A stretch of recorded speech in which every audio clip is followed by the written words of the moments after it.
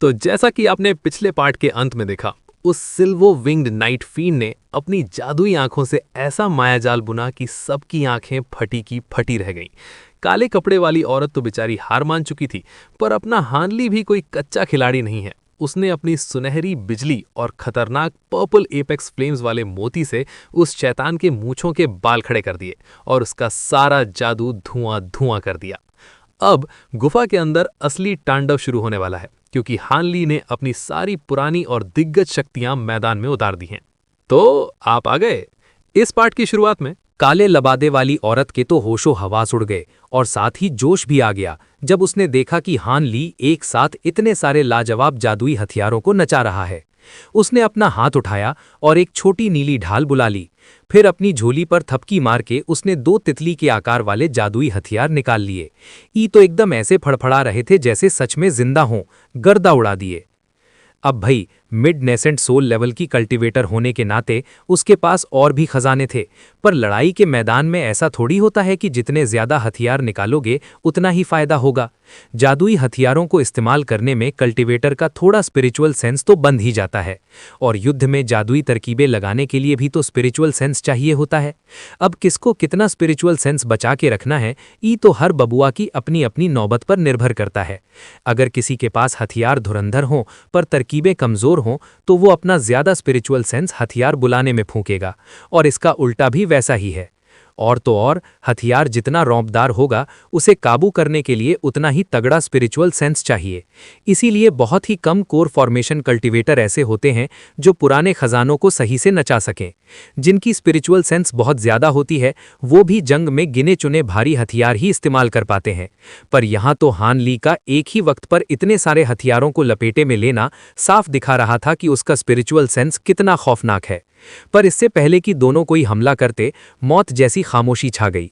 Silver winged night field के चेहरे से एक मनहूस रोशनी चमकी और उसके शरीर से एक बहुत ज्यादा भारी दबाव फूट पड़ा। फिर वो गोली की तरह आगे बढ़ा और अपनी हथेली से जमीन पर एक जोरदार वार कर दिया। दोनों कल्टीवेटर को कुछ समझ आता उससे पहले ही गुफा में एक भयंकर धमाका हुआ और वहां चारों तरफ बनी वो विशाल जादुई व्यूह रचना अचानक सतरंगी रोशनी से जगमगा उठी। ई का बवाल है, वहां पत्थर के खंभों से जंजीरों में बंधे सूखे मुर्दे अचानक से हिलने डुलने लगे। कलेजा मुंह को आ गया। हान ली खौफ से कांपते हुए चिल्लाया, मामला गड़बड़ है। बिना एक भी पल गवाए उसने अपने पंख फड़फड़ाए और चांदी की चमक के साथ वहां से खिसक लिया। पीछे बस अपने गोल्ड डिवावरिंग बीटल्स और वीपिंग सोल बीस्ट को छोड़ गया। सिल्वर विंग्ड नाइट फील्ड एक खौफनाक मुस्कान बिखेरते हुए हंसा और उसके शरीर से काली ऊर्जा भड़क उठी। फिर वो भी वहां से गायब हो गया। हवा का रुक जाना और वो सन्नाटा रोंगटे खड़े कर रहा था। फॉर्मेशन के किनारे पर एक जोरदार धमाका हुआ। चांदी और काली धारियां एक साथ लुका छिपी खेलने लगीं। एक और धमाके के बाद जब रोशनी कम हुई तो वहां 2 पंखों वाली आकृतियां आमने सामने खड़ी थीं, हान ली और सिल्वर विंग्ड नाइट फील्ड। उसी पल जंजीरों में बंधे उन सूखे मुर्दों ने अंदरूनी शक्ति की फुहारें छोड़नी शुरू कर दीं। पत्थर के खंभों से काली रोशनी की किरणें निकलीं और पूरे इलाके को घेरते हुए रोशनी की एक विशाल दीवार खड़ी कर दी। अब वे बुरी तरह फंस चुके थे। बाहर निकलने का कोनो रास्ता नहीं था। हवा टाइट हो गई। वो काले लबादे वाली औरत पहले ही ये सब देखकर वहां से खिसकने के चक्कर में थी, पर बहुत देर हो चुकी थी। वो मुश्किल से 60 मीटर ही उड़ पाई थी कि दीवार तन गई। खुद को फंसा देखकर औरत के चेहरे की हवाइयां उड़ गईं, अकल चरने चली गई। हान ली झिल्लाते हुए और एकदम उदास शक्ल बनाकर नाइट फील्ड को घूरने लगा। उस वक्त नाइट फील्ड काली रोशनी से चमक रहा था और उसकी गर्दन और हाथ पैरों के चारों तरफ टिमटिमाते हुए लाल रंग के छल्ले झिलमिला रहे थे। साफ दिख रहा था कि ये सब काबू करने वाले जादुई हथियार थे। हान ली ठंडी आह भरते हुए और एकदम रूखेपन से बोला, जैसा सोचा था तू इस फॉर्मेशन की हद से बाहर नहीं जा सकता, वरना तेरी इतनी दिग्गज ताकतों के होते तू यहाँ कुंडली मार के काहे बैठता। बस मुझे ये अंदाजा नहीं था कि तू बिना स्पिरिट स्टोन्स के भी इसे चालू कर देगा। जादुई फॉर्मेशन की रोशनी तो फीकी पड़ गई, लेकिन वो काले खंभे और वो दीवार जरा भी टस से मस नहीं होने का नाम ले रहे थे, एकदम डेरा डाले हुए थे। सिल्वर विंग्ड नाइट फील्ड अपने पंख फैलाए और सीना चौड़ा करके संतुष्ट भरी गहरी हंसी हंसते हुए बोला, ये एक शैतानी फंदा है जो खास मेरे लिए बिछाया गया था, पर इस फॉर्मेशन को बनाने वालों को क्या पता था कि इतने सालों बाद इसके रिस्ट्रिक्शन का एक हिस्सा मेरे इशारों पर नाचेगा। अब बबुआ तुम भी मेरे साथ यहीं फंस गए हो। हान ली की आंखों में एक बर्फीली चमक दौड़ी और वीपिंग सोल बीस्ट ने जोर से फुसकार मारी। एक चकाचौंध करने वाली पीली धुंध भयंकर रफ्तार से बाहर निकली, जो नाइट फील्ड को अपने लपेटे में लेने के लिए झपटी। नाइट फील्ड की हंसी बीच में ही अटक गई, उसकी घिघी बंध गई। उसने झटके से अपने पंख बढ़ाए और पलक झपकते ही गायब हो गया, और फिर उस बड़े से बांस के तने के पास जाकर प्रकट हुआ। पर वीपिंग सोल बीस्ट ने अपना सिर हिलाया और वो पीली रोशनी हाथ धोकर नाइट फील्ड के पीछे पड़ गई। नाइट फील्ड खुली दुश्मनी से उस वार को घूरते हुए गुर्राया और अपने पंख फड़फड़ाकर अचानक अनगिनत रोशनी की किरणें छोड़ दीं, जिनका निशाना वो पीली धुंध थी। पर ई का बवाल है, वो पीली धुंध जिसमें पैदाइशी भूतों को बांधने की ताकत थी, वो भी इस रोशनी को नहीं रोक पाई। पैरों तले जमीन खिसक गई। वैसे तो हान ली को पता था कि ये सिल्वर विंग्ड नाइट फील्ड कोई ऐरी गेरी लाश नहीं है, पर यह नजारा देखकर उसका भी दिल दहल गया, सांस अटक गई। जब सिल्वर विंग्ड नाइट फील्ड ने देखा कि वार निशाने पर लगा है, तो सारा डर हवा हो गया और वो जोर से कुटिलता से हंसा। उसका शरीर काली रोशनी में धुंधला हुआ और सीधा वीपिंग सोल बीस्ट के सिर पर जा टपका। उसने अपना मुंह फाड़ा और उसमें से काली चमकदार ऊर्जा दिखने लगी, जैसे कोई भयंकर वार करने की फिराक में हो। पर अचानक नाइट फील्ड को अपने ऊपर कुछ जोरदार भिनभिनाने की आवाज सुनाई दी। उसने हक्के बक्के होकर ऊपर देखा और घबराकर वो काली रोशनी अपने मुंह से आसमान की तरफ फेंक मारी, जो सीधे 3 मीटर चौड़े सुनहरे बादल से जा टकराई। ये कोई और नहीं, हान ली के गोल्ड डिवॉरिंग बीटल्स थे। जब हान ली ने कड़कड़ाती बिजली की रफ्तार यानी लाइटनिंग मूवमेंट का इस्तेमाल किया था, तो ये भंवरे वहीं छूट गए थे। अब जब नाइट फील्ड आसपास मंडरा रहा था, तो हान ली ने बिना किसी झिझक के भंवरों को हमला करने का हुक्म दे दिया।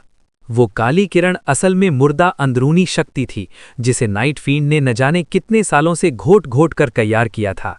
ये सिर्फ गलाने वाली और ठंडी ही नहीं थी, बल्कि इसमें मुर्दों का जहरीला जहर भी कूट कूट कर भरा था।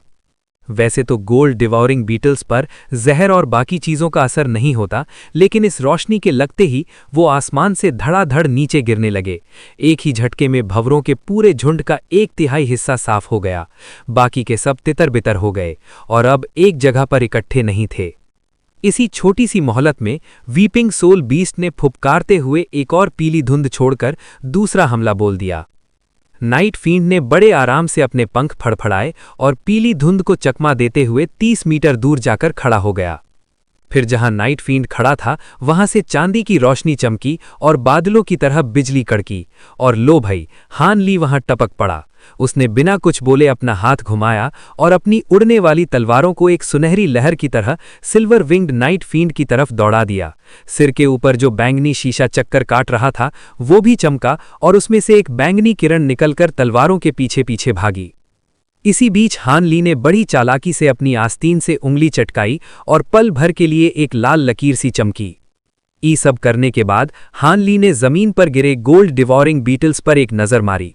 अचानक भंवरों के पंखों में हलचल हुई और वो भिनभिनाते हुए वापस हवा में उड़ने लगे। ये देखकर हान ली की जान में जान आई, पर वो पहले वाले हमले से काफी पस्त लग रहे थे।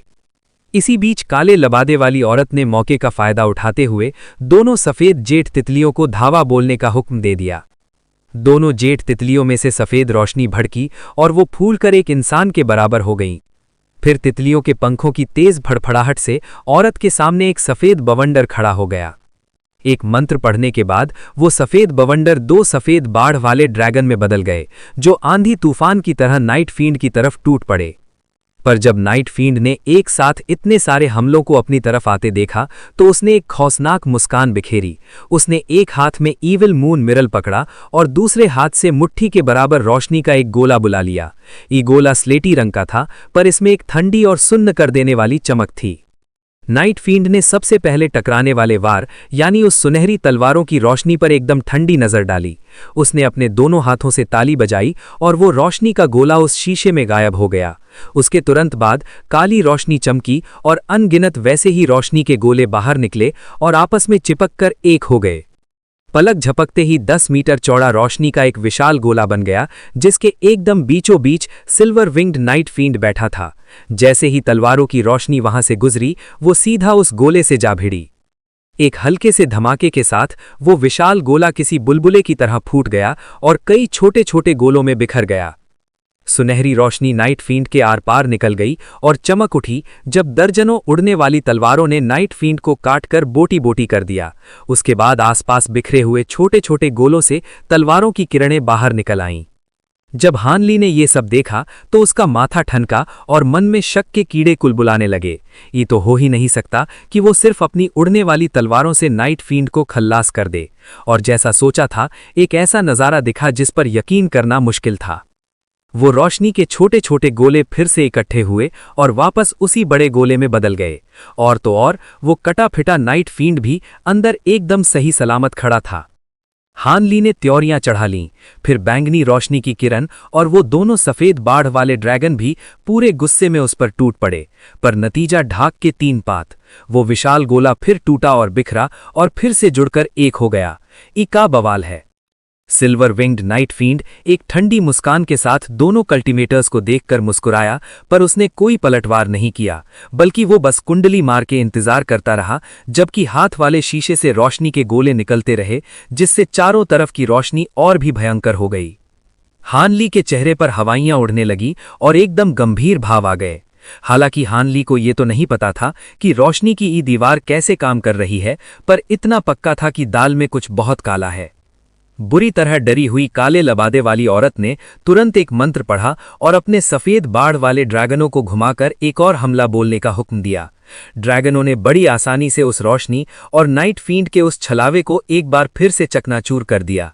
पर इस बार ड्रैगन अपने पहले हमले के बाद वहां से हटे नहीं, बल्कि ड्रैगनों ने अपने बड़े बड़े जबड़े खोले और हर तरफ सफेद हवा के अनगिनत ब्लेड छोड़ दिए ताकि वो रोशनी के गोले वापस न जुड़ पाएं और भी छोटे छोटे टुकड़ों में बिखर जाएं।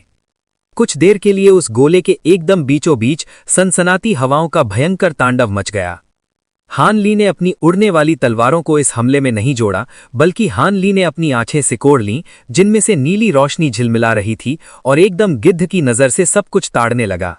हान ली ने उस काली चादर ओढ़े औरत पर चिल्लाते हुए कड़क आवाज में बोला, अरे रुक जाओ, हमला बंद करो। तुम्हारे ये विंड फ्लड ड्रैगन्स तो पिचक के आधे रह गए हैं।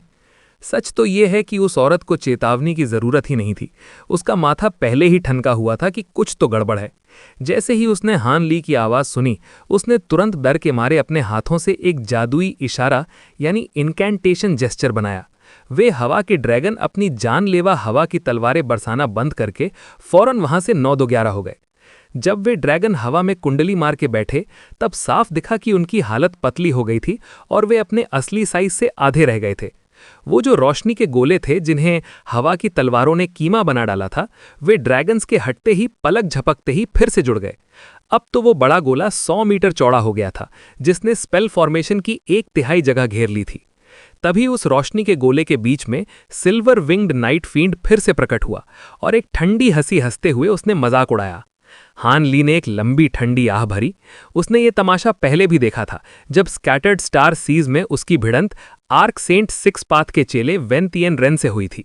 उस वक्त उस चेले ने एक जादुई खजाने से खुद को बैंगनी बादलों में लपेट लिया था, ताकि हान ली की उड़ती तलवारें उसका बाल भी बाका ना कर सकें। तब हान ली ने अपनी यिन डेविल एग्जीक्यूशन की जबरदस्त ताकत के दम पर उसे चीर कर उस बंदे का हाथ उड़ा दिया था। ये सिल्वर विंग्ड नाइट फील्ड भी वही दाव चल रहा था, बस इसकी ताकत उससे कहीं ज्यादा खतरनाक और तगड़ी थी। हालांकि हान ली अपनी कल्टीवेशन में इतना मशगूल था कि उसे दोबारा वैसी शक्ति बनाने का वक्त नहीं मिला, पर उसके तरकश में और भी कई तीर थे जो मौत का तांडव मचा सकते थे। उसे बस एक ही मलाल था कि उसकी बैम्बू क्लाउड स्वॉर्म स्वॉर्ड्स अभी ऑरिएट स्वॉर्ड फॉर्मेशन बनाने के लायक नहीं थी, वरना ये नाइट फील्ड चाहे कितनी भी तिकड़म भिड़ा लेता, आज इसकी चटनी बननी तय थी। यही सोचते सोचते उसके शातिर दिमाग में एक तगड़ा प्लान आया। उसने एक गहरी सांस ली और अपने स्टोरेज पाउच पर एक हाथ मारा, जिससे एक लाल चटक टैलिस्मैन उसके हाथ में आ गया। उस पर आग की लपटों जैसे अक्षर चमक रहे थे और एक जिंदा दिखने वाले फ्लड ड्रैगन की मूरत बनी थी। ये एक स्पिरिट सब्जुगेशन टैलिस्मैन था, जिसे हान ली ने स्कारलेट फ्लेम फ्लड ड्रैगन की आत्मा से तब बनाया था जब उसने ट्राई फ्लेम फैन तैयार किया था। इसी काम के चक्कर में तो वो मायरेड पॉइजन वैली के दरवाजे पर पहुंचने में लेट हो गया था। चूंकि उसने इसे पहले भी एक बार बनाया था, तो इस बार ये पहले से कहीं ज्यादा दमदार और रौबदार था।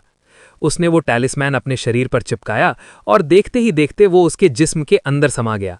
अगले ही पल हान ली के ऊपर एक साए जैसा ड्रैगन मंडराने लगा।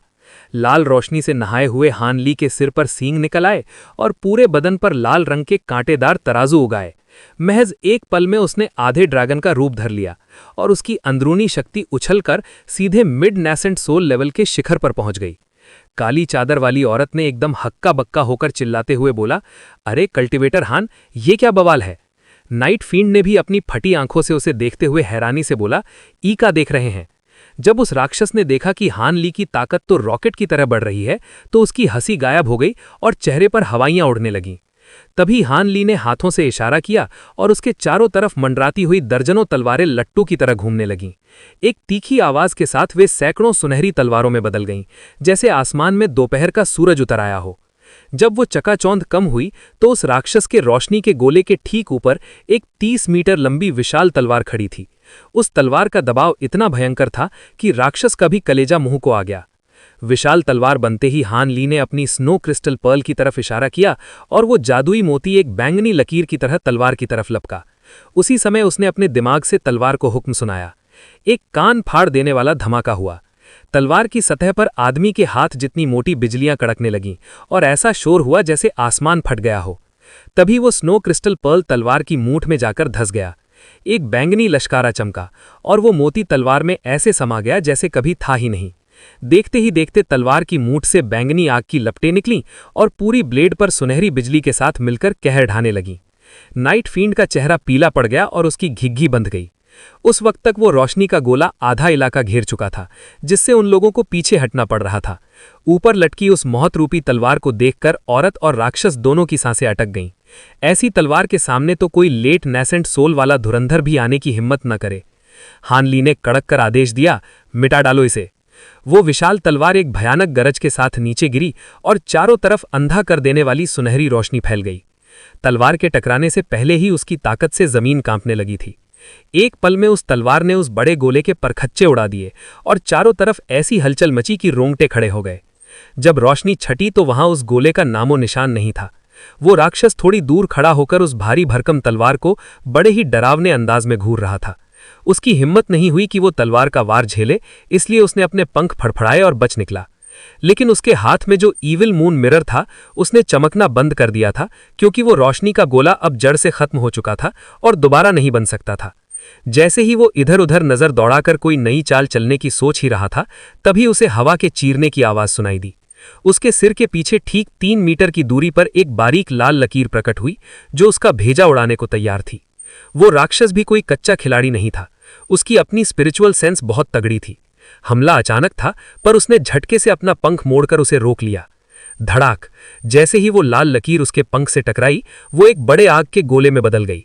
राक्षस को लगा कि ये तो फुस पटाखा है और उसका डर खत्म होने ही वाला था कि तभी आग बुझते ही वो लाल लकीर भी गायब हो गई। वो उसे ढूंढने ही वाला था कि उसके ठीक सामने बिजली कड़की। वो विशाल तलवार उसे 2 टुकड़ों में काटने के लिए नीचे आ रही थी। ऊपर से वे हवा के ड्रैगन भी न जाने कब उसके सिर पर आ धमके।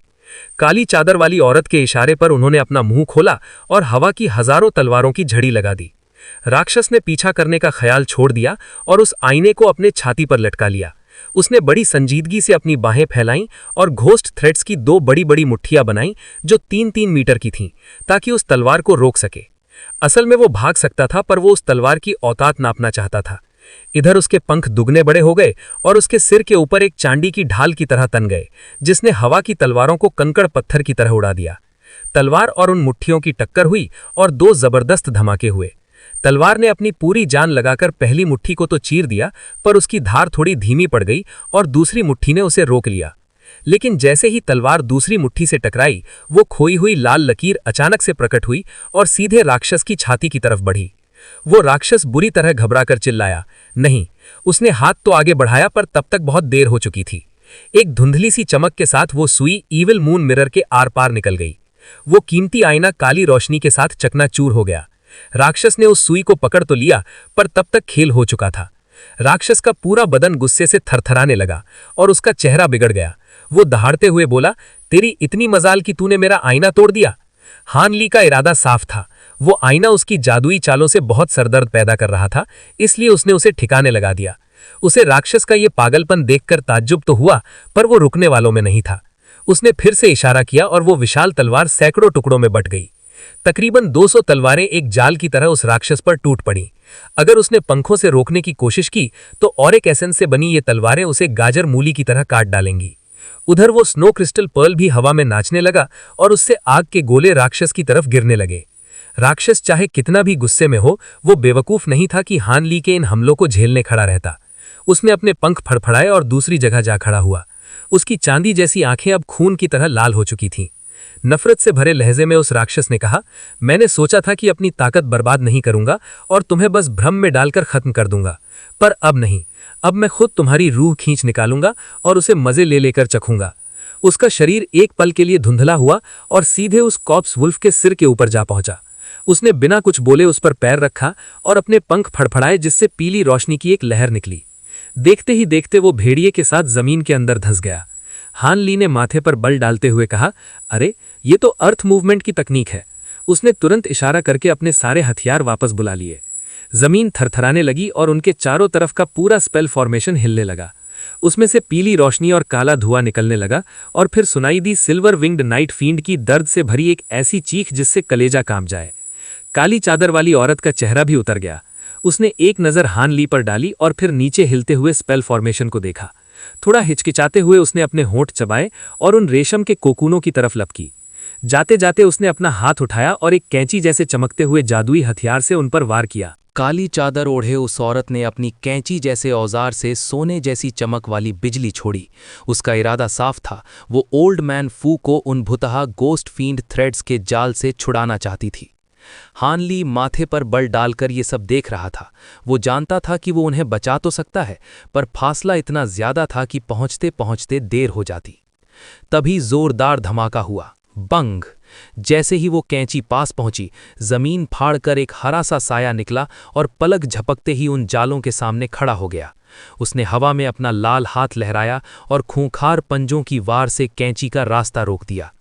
सबको लगा कि ये वही सिल्वर विंग्ड नाइट फींड है, लेकिन जब धुंध छटी तो सबके होश उड़ गए।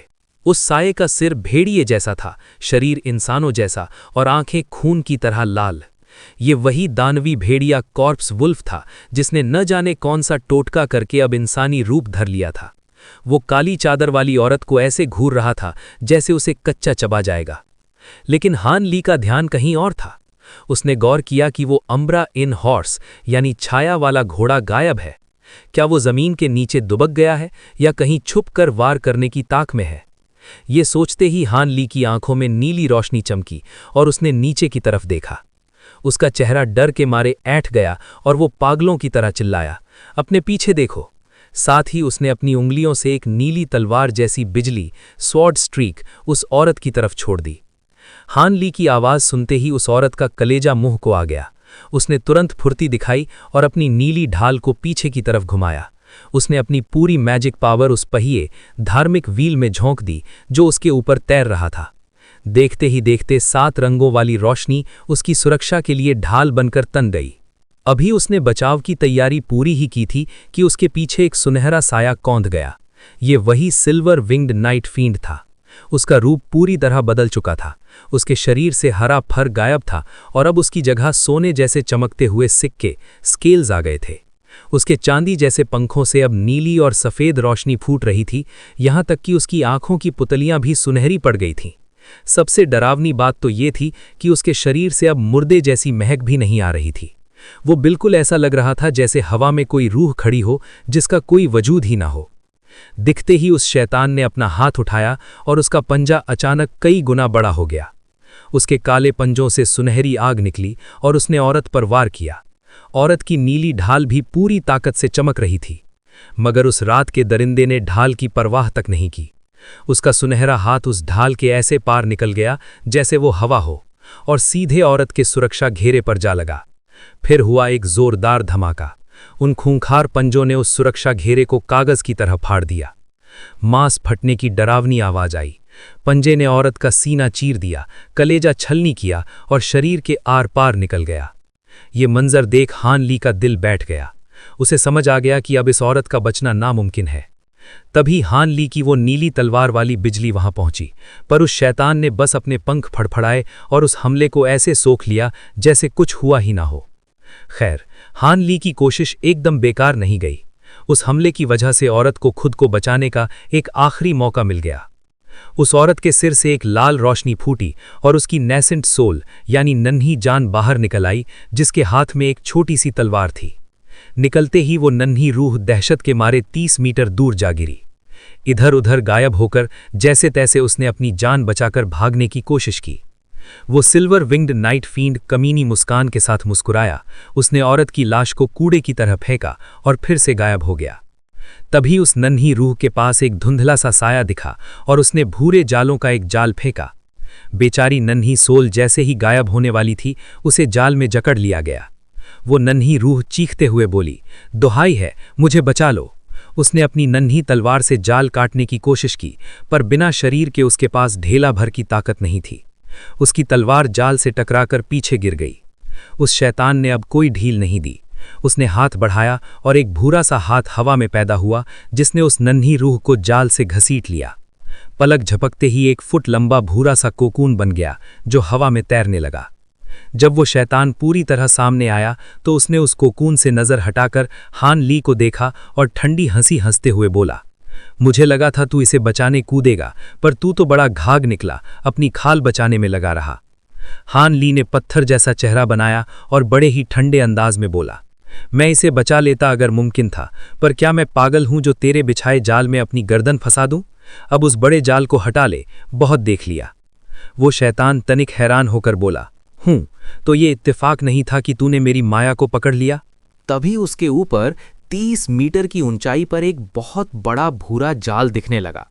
न जाने कौन सी टेक्निक लगाकर उसने उसे हवा में ऐसे छुपाया था कि किसी को कानों कान खबर ना हो। अगर हान ली के पास वो ब्राइट साइड स्पिरिट आइज ना होती तो वो इस खतरनाक जाल को कभी देख ही नहीं पाता। मगर जाल ना भी दिखता तब भी हान ली पैर पीछे ही रखता। सिल्वर पंखों वाले इस शैतान का नया रूप बड़ा ही अजीब था। उसकी हवा जैसी रफ्तार इतनी बढ़ गई थी कि अब वो हवा के बहाव को ही चकमा दे रहा था। बिना उन खास आंखों के उसे पकड़ पाना नामुमकिन था। ऊपर से उसने जिस तरह से उस औरत की ढाल को बेकार कर दिया था, वो देखकर हान ली के भी कान खड़े हो गए थे। उस राक्षस ने खूंखार आवाज निकाली और उस भेड़िए कॉर्प्स वुल्फ को इशारा किया। भेड़िया तुरंत उड़कर उसके पास आ गया और हान ली को आंखें तरेरकर देखने लगा। तभी नीचे से एक भयानक दहाड़ गूंजी। वो वीपिंग सोल बीस्ट था, जो अपनी छाती पीटकर अपनी ताकत दिखा रहा था। पिछली लड़ाई में हान ली के कहने पर वो चुपचाप तमाशा देख रहा था और अंदर ही अंदर कुढ़ रहा था। अब जैसे ही भेड़िया सामने आया, उसने अपना पूरा रौब झाड़ना शुरू कर दिया। उस जानवर की वैसी डरावनी शक्ल देखते ही भेड़िए की हवा टाइट हो गई और वो दुम दबाकर पीछे हटने लगा। ये देख सिल्वर विंग्ड नाइट फींड ने गुस्से में अपने मुंह से एक भूरा मोती निकाला और भेड़िए के मुंह में ठूंस दिया। उसे निगलते ही भेड़िए के शरीर से भूरी धुआं जैसी शक्ति निकलने लगी और उसका डर कपूर की तरह उड़ गया। हान ली ने इस बीच उस औरत की ढाल को ध्यान से देखा। अब उसका कोई मालिक नहीं था। वो बेजान होकर हवा में लटक रही थी, मगर उस पर खरोच तक नहीं थी। हान ली ने अपनी भौहें सिकोड़ी और उस शैतान के शरीर पर जड़े सोने के सिक्कों को देखा। अचानक उसके दिमाग की बत्ती जली और उसे कुछ याद आया। तभी उस शैतान ने आसमान की तरफ मुंह करके एक लंबी चीख मारी। उसका शरीर धुंधला हुआ और वो हवा में विलीन हो गया। उधर उस भेड़िए ने भी गुर्राते हुए वीपिंग सोल बीस्ट पर मुर्दा आग की धार छोड़ दी। नीचे वाले जानवर ने भी आव देखा ना ताव अपनी नाक से पीली रोशनी का गुरार छोड़ दिया। भेड़िया बहुत चतुर था। वो उस धुंध के पास जाने की हिम्मत नहीं कर रहा था और अपनी फुर्ती का फायदा उठाकर उसके चारों तरफ गोल गोल घूमने लगा। मगर वो जानवर भी कम नहीं था। उसने उस पीली रोशनी को अपने चारों तरफ एक अभेद्य दीवार बना लिया और अपने भारी भरकम मुक्कों से हवा में तड़तड़ाते वार करने लगा। उसके मुक्के इतने बड़े और ताकतवर थे कि अगर एक भी भेड़िए को जड़ गया तो उसका कचूमर निकलना तय था। दोनों तरफ से घमासान मच गया और मामला बराबरी पर आकर अटक गया। दूसरी तरफ आसमान में हान ली और वो शैतान एक दूसरे को छकाने में लगे हुए थे। हान ली की पीठ से बिजली की लहरें निकल रही थीं और बादलों के गरजने जैसी आवाजें आ रही थीं। वो कभी पूरब भागता, कभी पश्चिम। एक पल में आसमान की ऊंचाई पर होता तो अगले ही पल जमीन से बस 10 मीटर ऊपर। लेकिन वो शैतान भी कोई कच्चा खिलाड़ी नहीं था। वो लगभग अदृश्य होकर हान ली का साये की तरह पीछा कर रहा था। जल्द ही हान ली की सांसें फूलने लगी। उस शैतान की रफ्तार हान ली से कहीं ज्यादा थी। वक्त बीतने के साथ साथ दोनों के बीच की दूरी कम होती जा रही थी। अब तो आलम यह था कि जहां हानली पहुंचता वो शैतान पहले से वहां खड़ा मिलता। जब हानली अगली बार एक जगह रुका तो वो भागा नहीं, उसने अपने सामने रखे स्नो क्रिस्टल पर्ल की तरफ इशारा किया। वो मोती लट्टू की तरह घूमने लगा और देखते ही देखते हानली के चारों तरफ बैंगनी लपटों का सैलाब उमड़ पड़ा। फिर उसने अपनी दर्जनों सुनहरी तलवारें खोल दीं, जिससे उसके चारों तरफ 30 मीटर चौड़ा तलवारों का एक किला खड़ा हो गया। इतना इंतजाम करने के बाद उसने 20 मीटर दूर एक खाली जगह पर देखा। वहां की हवा थरथराई और वो धुंधला सा साया प्रकट हुआ। बैंगनी आग और सुनहरी तलवारों ने पलक झपकते ही उस शैतान को चारों तरफ से घेर लिया। हानली ने अपना हाथ उठाया और आसमान फिर से गरज उठा। उसके हाथ पर बिजली का एक मोटा लट्ठा लिपट गया, जो किसी अजगर की तरह फुफकार रहा था। उस शैतान को जैसे ही खतरे की खुशबू आई, उसके बदन पर लगे सोने के सिक्के चमकने लगे। थोड़ी ही देर में उसके चारों तरफ सोने जैसी चमक वाली एक मजबूत दीवार खड़ी हो गई। फिर तो भाई साहब ऐसा शोर मचा कि कान के पर्दे फट जाएं।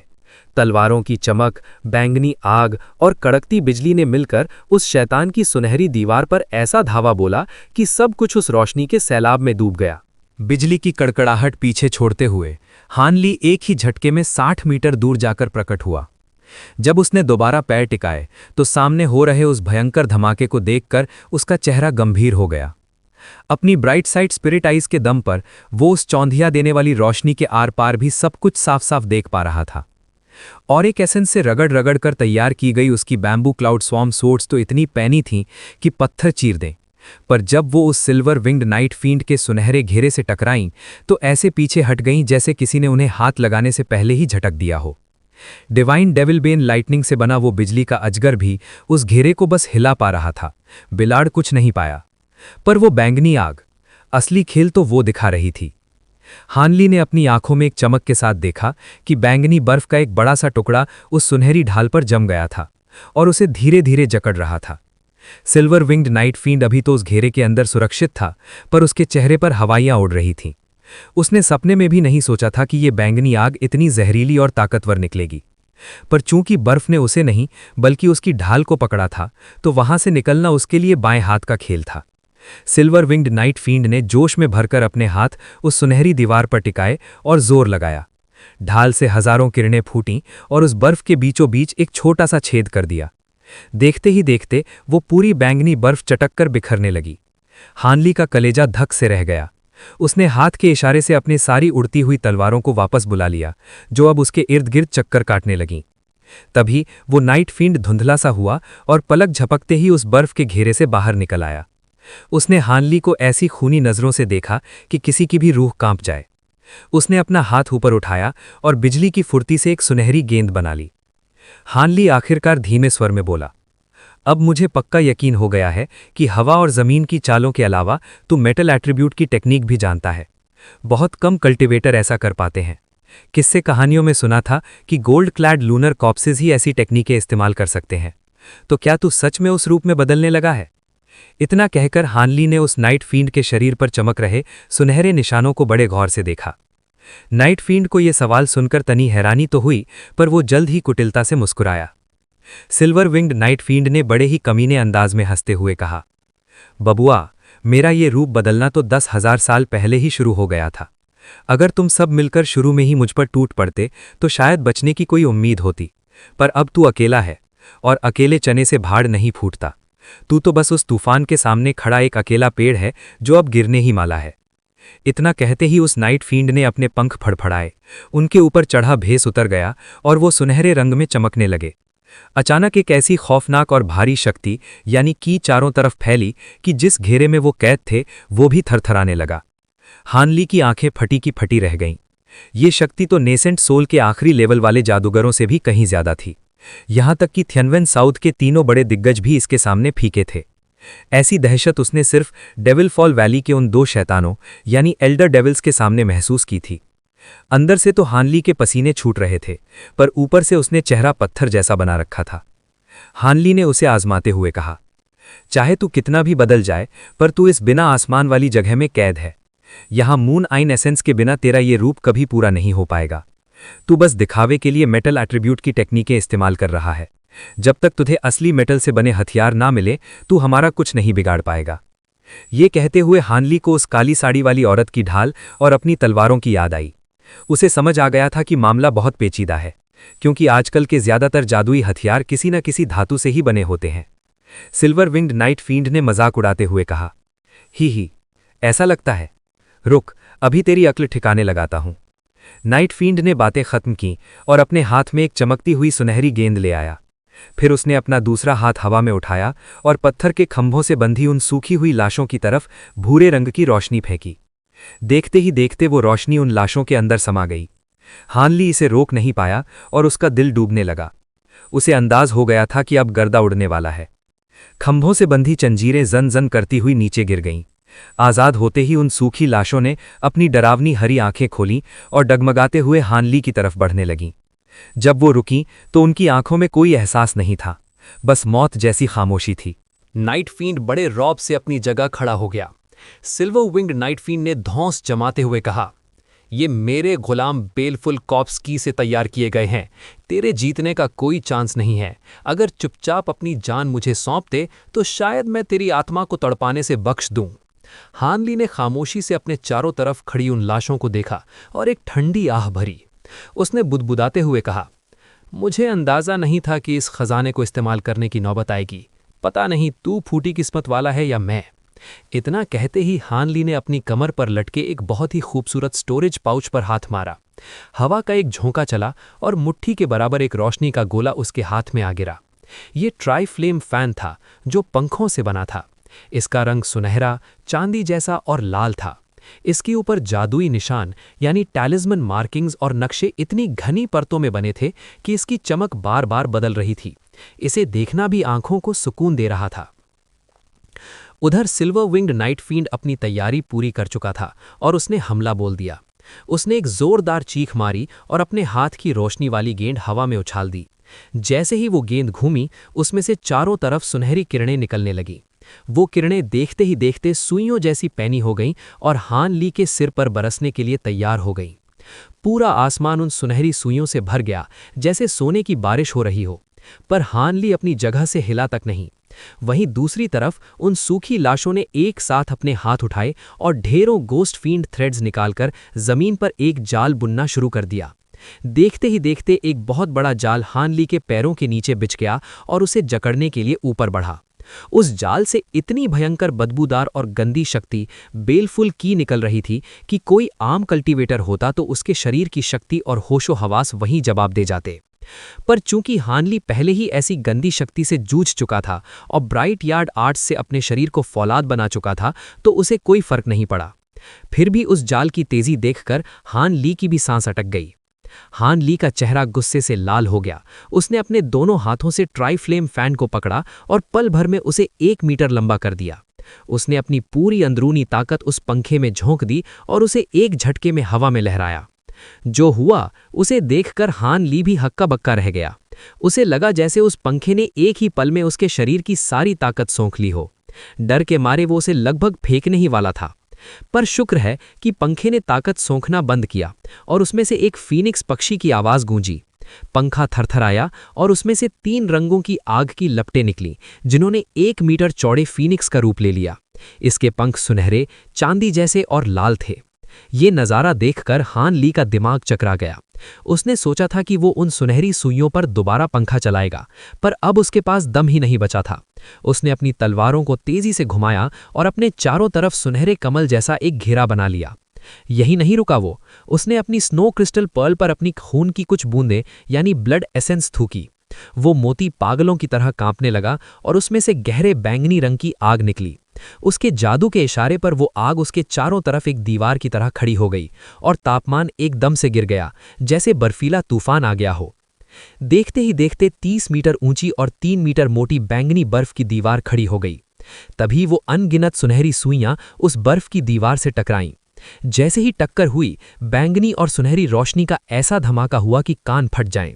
टिन टिन की आवाजों के साथ उस बर्फ की दीवार में छोटे छोटे छेद होने लगे। दीवार धीरे धीरे टूटने लगी, पर फिर भी वो उन सुइयों को रोक रही थी। 3 मीटर मोटी दीवार में से 1 फुट तो पल भर में झड़ गया, जिसे देखकर हानली का कलेजा मुंह को आ गया। हान ली को ये नहीं पता था कि वो नाइट फील्ड भी उतना ही हैरान था। भले ही उसकी सुनहरी सुइयां मेटल वाली शक्ति से बनी थीं, पर वो कोई ऐसी चीज नहीं थी जिसे वो दोबारा बना सके। उसने सालों पहले मिले एक अनजान धातु के टुकड़े को हजारों साल तक अपनी लाशों वाली आग में तपाकर ये सुइयां तैयार की थीं। इनकी मार किसी भी जादुई हथियार से कहीं ज्यादा घातक थी। अपनी सबसे तगड़ी चाल को ऐसे नाकाम होते देख वो सुन्न पड़ गया। अभी थोड़ी देर पहले तो उसने अपनी सुनहरी रोशनी से बैंगनी बर्फ को तोड़ दिया था, पर अब क्या हो गया? उसे क्या पता था कि हान ली ने इस बार अपनी खून की ताकत इस्तेमाल की है। ये कोई मामूली बैंगनी आग नहीं थी, बल्कि स्नो सोल पिल्स खाने के बाद स्नो क्रिस्टल पर्ल की मदद से साफ की गई बर्फ वाली आग की एक बहुत ही बारीक और खतरनाक बूंद थी। इसकी ठंडक का मुकाबला कोई नहीं कर सकता था, पर इसे चलाने में जान निकल जाती थी। तभी वो 3 रंगों वाला फीनिक्स नीचे बिछे उस मटमैले जाल से जा टकराया। उस बड़े से जाल ने झपट्टा मारकर उस फीनिक्स को चारों तरफ से अपने धागों में लपेट लिया ताकि उसे गायब कर सके। पर जैसे ही हमला हुआ, उस फीनिक्स ने एक सुरीली आवाज निकाली और हवा में एक चक्कर काटा। उसके पीछे पीछे रोशनी के जादुई घेरे बनने लगे। उन घेरों से 3 रंगों की रोशनी फूट रही थी और बड़े ही खूबसूरत जादुई अक्षर चारों तरफ नाचने लगे। जैसे ही वो गोस्ट फीड धागे उन जादुई घेरों के अंदर घुसे, एक ऐसी अनहोनी हुई जिसकी किसी ने कल्पना नहीं की थी। उस 3 रंगों वाले फीनिक्स के चारों तरफ जो रोशनी के घेरे बने थे, उनके बीच वो भूतिया धागों यानी गोस्ट फील्ड थ्रेड्स का जाल थर थर कांपने लगा और देखते ही देखते राख के धुएं की तरह उड़ गया।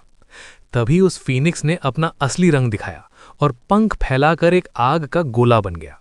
उसके चारों तरफ की रोशनी एक पल के लिए थमी और फिर अचानक पूरे इलाके में फैल गई।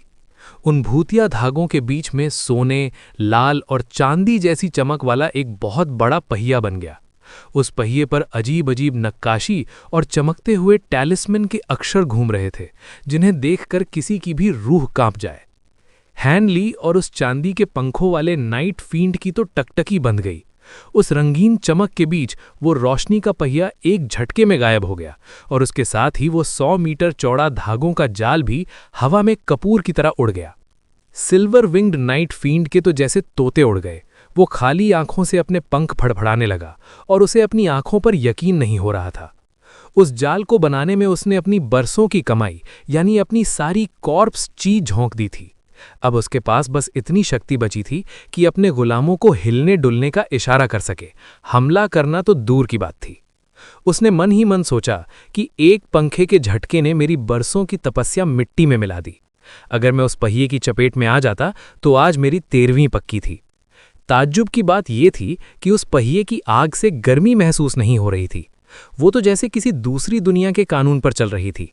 ये तो वो ताकत थी जो सिर्फ डेटी ट्रांसफॉर्मेशन लेवल के धुरंधर ही इस्तेमाल कर पाते हैं। नाइट फील्ड खौफ के मारे कांपते हुए बुदबुदाया, आखिर इस लड़के के हाथ में कौन सा खजाना है जो इतना कहर ढा रहा है? उसने सोचा कि अगर उसके पास भी कोई तगड़ा खजाना होता तो वो हार नहीं मानता, पर वो तो सदियों से इस फॉर्मेशन में कैद था। उसे मौका ही कहाँ मिला। बेचारे ने मरते खपते एक शीशा बनाया था, उसे भी हैन ली ने चकनाचूर कर दिया था। इसी बात पर तो उसका खून खौल रहा था। उधर हैन ली की बर्फ की दीवार उन सुनहरी सुइयों के हमले से आधी टूट चुकी थी। हैन ली ने आओ देखा न ताओ अपनी झोली से एक बोतल निकाली और मेरियड ईयर स्पिरिट मिल्क की एक बूंद हलक के नीचे उतार ली। शरीर में दोबारा ताकत का संचार होते ही उसने ठंडी निगाहों से नाइट फील्ड को देखा और हाथ में पंखा घुमाया। हैन ली ने मन ही मन ठान लिया और बोला, आज इसका किस्सा ही तमाम कर देता हूं। नाइट फील्ड के चेहरे पर हवाइयां उड़ने लगीं। उस घेरे के अंदर जगह कम थी और हमला इतना बड़ा कि बचने का कोई रास्ता नहीं था। उसने दांत पीसते हुए आसमान में चमकती सुनहरी गेंद को अपने शरीर के अंदर खींच लिया और उसके शरीर पर एक काली सुनहरी ढाल सी बन गई। हैन ली उसे खत्म करने के लिए अपनी पूरी जान पंखे में झोंकने ही वाला था कि तभी पैरों के नीचे की जमीन फटने लगी। पूरा फॉर्मेशन हिलने लगा और चारों तरफ धुंधली रोशनी छा गई। हैन ली की सिट्टी पिट्टी गुम हो गई और वो हड़बड़ा कर चिल्लाया, ई का बवाल है। उसने देखा कि जमीन से सैकड़ों स्पिरिट स्टोन्स चमक रहे हैं और एक बहुत बड़ा टेलीपोर्टेशन फॉर्मेशन चालू हो गया है। हैन ली ने वहां से भागने की कोशिश की, पर बहुत देर हो चुकी थी। एक जोरदार आवाज हुई और सफेद रोशनी ने सबको अपनी लपेट में ले लिया। जब रोशनी कम हुई तो वहां न हैन ली था, न नाइट फील्ड और न ही बाकी के लोग, सब के सब गायब। इधर ग्रेट जिन के नानजियांग इलाके में एक झील के ऊपर ये क्लैन के बड़े बड़े सूरमा इकट्ठा थे। और सबके चेहरे पर 12 बज रहे थे। एक चौकोर चेहरे वाले अधेड़ उम्र के कल्टीवेटर ने एक बूढ़े की गर्दन पकड़ ली और गुस्से में आग बबूला होकर चिल्लाया, ये सब क्या तमाशा है? तूने तो कहा था कि तूने ऐसी फॉर्मेशन लगाई है जिससे किसी को कानो कान खबर नहीं होगी। ये रोशनी का खंबा तो मीलों दूर से दिख रहा होगा। अगर बाकी कल्टीवेटर्स यहां पहुंच गए तो हमारे पूरे खानदान का नामो निशान मिट जाएगा। वो बूढ़ा जो फॉर्मेशन बनाने का उस्ताद था, डर के मारे हकलाते हुए बोला, मालिक, मुझे कुछ समझ नहीं आ रहा, मैंने तो कल खुद सब चेक किया था। तभी एक सफ़ेद कपड़ों वाले नौजवान विद्वान ने शांत लेकिन जहरीले लहजे में कहा, छोड़ो इसे, अभी शोर मचाने से कुछ नहीं होगा। जाओ और देखो कि क्या गड़बड़ हुई है। अगर कोई बाहर वाला दिखे तो उसे वहीं ढेर कर दो। जैसे ही वो विद्वान बोला, सबकी घिघी बंध गई। उसने बूढ़े से पूछा, बाकी काम का क्या हुआ? बूढ़ा थर-थर कांपते हुए हाथ जोड़कर बोला, हुजूर, पहाड़ की सील टूटनी शुरू हो गई है, बस 1 साल और, फिर कुनवू माउंटेन हमारे कदमों में होगा। विद्वान ने ठंडे दिमाग से आदेश दिया, ठीक है, अपने चेलों को लेकर दुबक जाओ। अगर इस 1 साल में किसी ने भी सर उठाने की कोशिश की तो खानदान का कानून तो जानते ही हो। सब लोग काम पर लग गए, लेकिन तभी एक बंदा भागता हुआ आया और बदहवास होकर बोला, ग्रैंड एल्डर, अनर्थ हो गया, हमारी सारी फॉर्मेशन तबाह हो गई हैं और वहां जो पहरेदार थे उनका तो नामो निशान तक नहीं मिला, जैसे उन्हें जमीन निगल गई या आसमान खा गया। ये सुनते ही उस विद्वान की आंखों में बिजली सी कड़की और पूरे ये क्लैन में मातम सा छा गया। थोड़ी देर बीती थी कि बाकी लोग भी उन छुपाने वाली फॉर्मेशंस की जांच परख करके वापस लौट आए और सबके चेहरे उड़े हुए थे। सबका नतीजा एक ही था, फॉर्मेशंस का नामो निशान मिटा दिया गया था और पहरेदारी कर रहे चेले हवा में कपूर की तरह उड़ गए थे। ये देखते ही वहां मौजूद दिग्गजों के कान खड़े हो गए। सबको दाल में कुछ काला लगा और सन्नाटा ऐसा छा गया कि सुई गिरे तो धमाका हो जाए। स्कॉलर ने एक कड़वी मुस्कान के साथ हार मानते हुए बोला, आसपास 50 किलोमीटर तक कोई दूसरा कल्टीवेटर फटक भी नहीं रहा है और ये कैसा इत्तेफाक है कि जैसे ही हम सील को पिघलाने बैठे किसी ने हमारी फॉर्मेशंस तहस नहस कर दी। ये पक्का हम में से ही किसी का काम है। हम में से कोई? ये का बवाल है, यहां तो सिर्फ ये क्लैन के बंदे हैं, फिर ये माजरा क्या है? नहीं, एक बंदा ऐसा भी है जो असल में हमारे खानदान का नहीं है। तनी सी चर्चा हुई और सबका दिमाग एक ही तरफ दौड़ गया। ज्यादातर कल्टीवेटर्स की गर्दनें घूम गईं और सबकी सुइयां एक ही बंदे पर जाकर अटक गईं। उसका हुलिया एकदम साधारण था और चेहरा इतना शांत जैसे तालाब का पानी। वो असल में भेस बदला हुआ एल्डर डेविल ही था। ये क्लैन ग्रैंड एल्डर ने माहौल संभालते हुए बोला, एल्डर हान को मैंने खुद न्योता देकर बुलाया है और वो शुरू से 7th अंकल के बगल में ही डटे हुए हैं। बड़े सिर वाले एक्सेंट्रिक ने भी हामी भरते हुए बोला, बात तो 16 आने सच है, कल्टीवेटर हान एक पल के लिए भी कहीं इधर उधर नहीं हुए हैं। ये सुनते ही बाकी सबकी शंका के बादल छट गए और सबकी घिघी बंधना बंद हुई। तभी स्कॉलर ने चौकोर चेहरे वाले कल्टीवेटर की तरफ देखकर बोला, सेकंड ब्रदर, जरा झील की तलहटी में जाकर देखो कि गायब हुए चेलों के अलावा कोई और तो कम नहीं है। चौकोर चेहरे वाले बंदे ने तुरंत सर हिलाया और बोला, अभी देख के आता हूं, और फिर वो एक चमकती लकीर की तरह पानी की गहराइयों में उतर गया। स्कॉलर ने बड़ी संजीदगी से बोला, क्लैन एल्डर्स, अपनी कमर कस लो और पूरी तैयारी रखो। हालांकि ये अनहोनी हो गई है और अब हम इस बात को छुपा नहीं पाएंगे, पर अभी डरने की बात नहीं है।